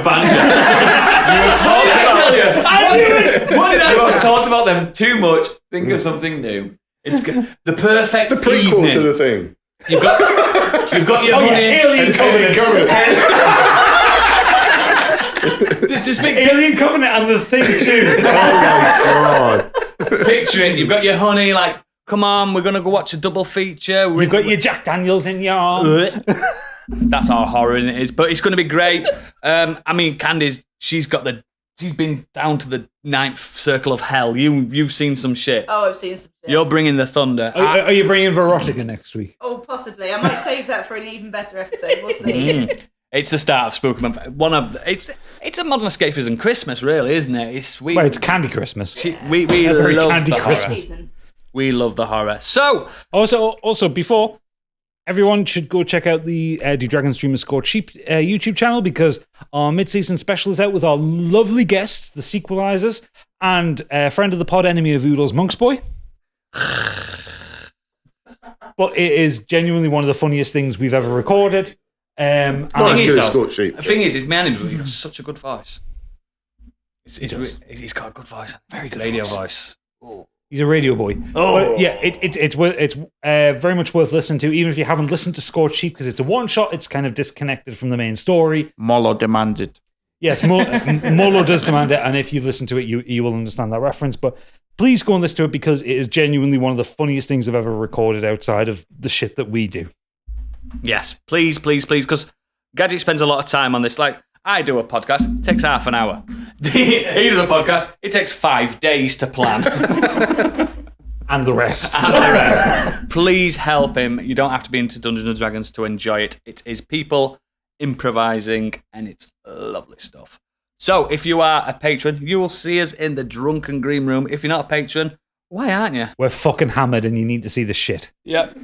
Sorry. Oodles is swinging back and forth right now. I'm fucked. And that's like she's about to fall asleep. I love being drunk. But yes, if you are not a patron, thank you for supporting us with whatever you've supported us with, just listening to us.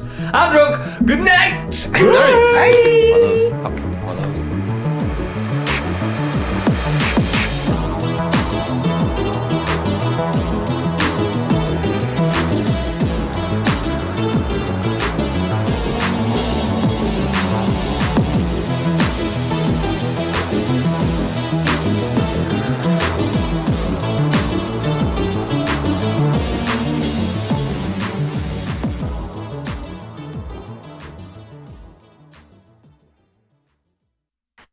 Going for a ciggy. Yeah, what's up? I think my poo might be ready.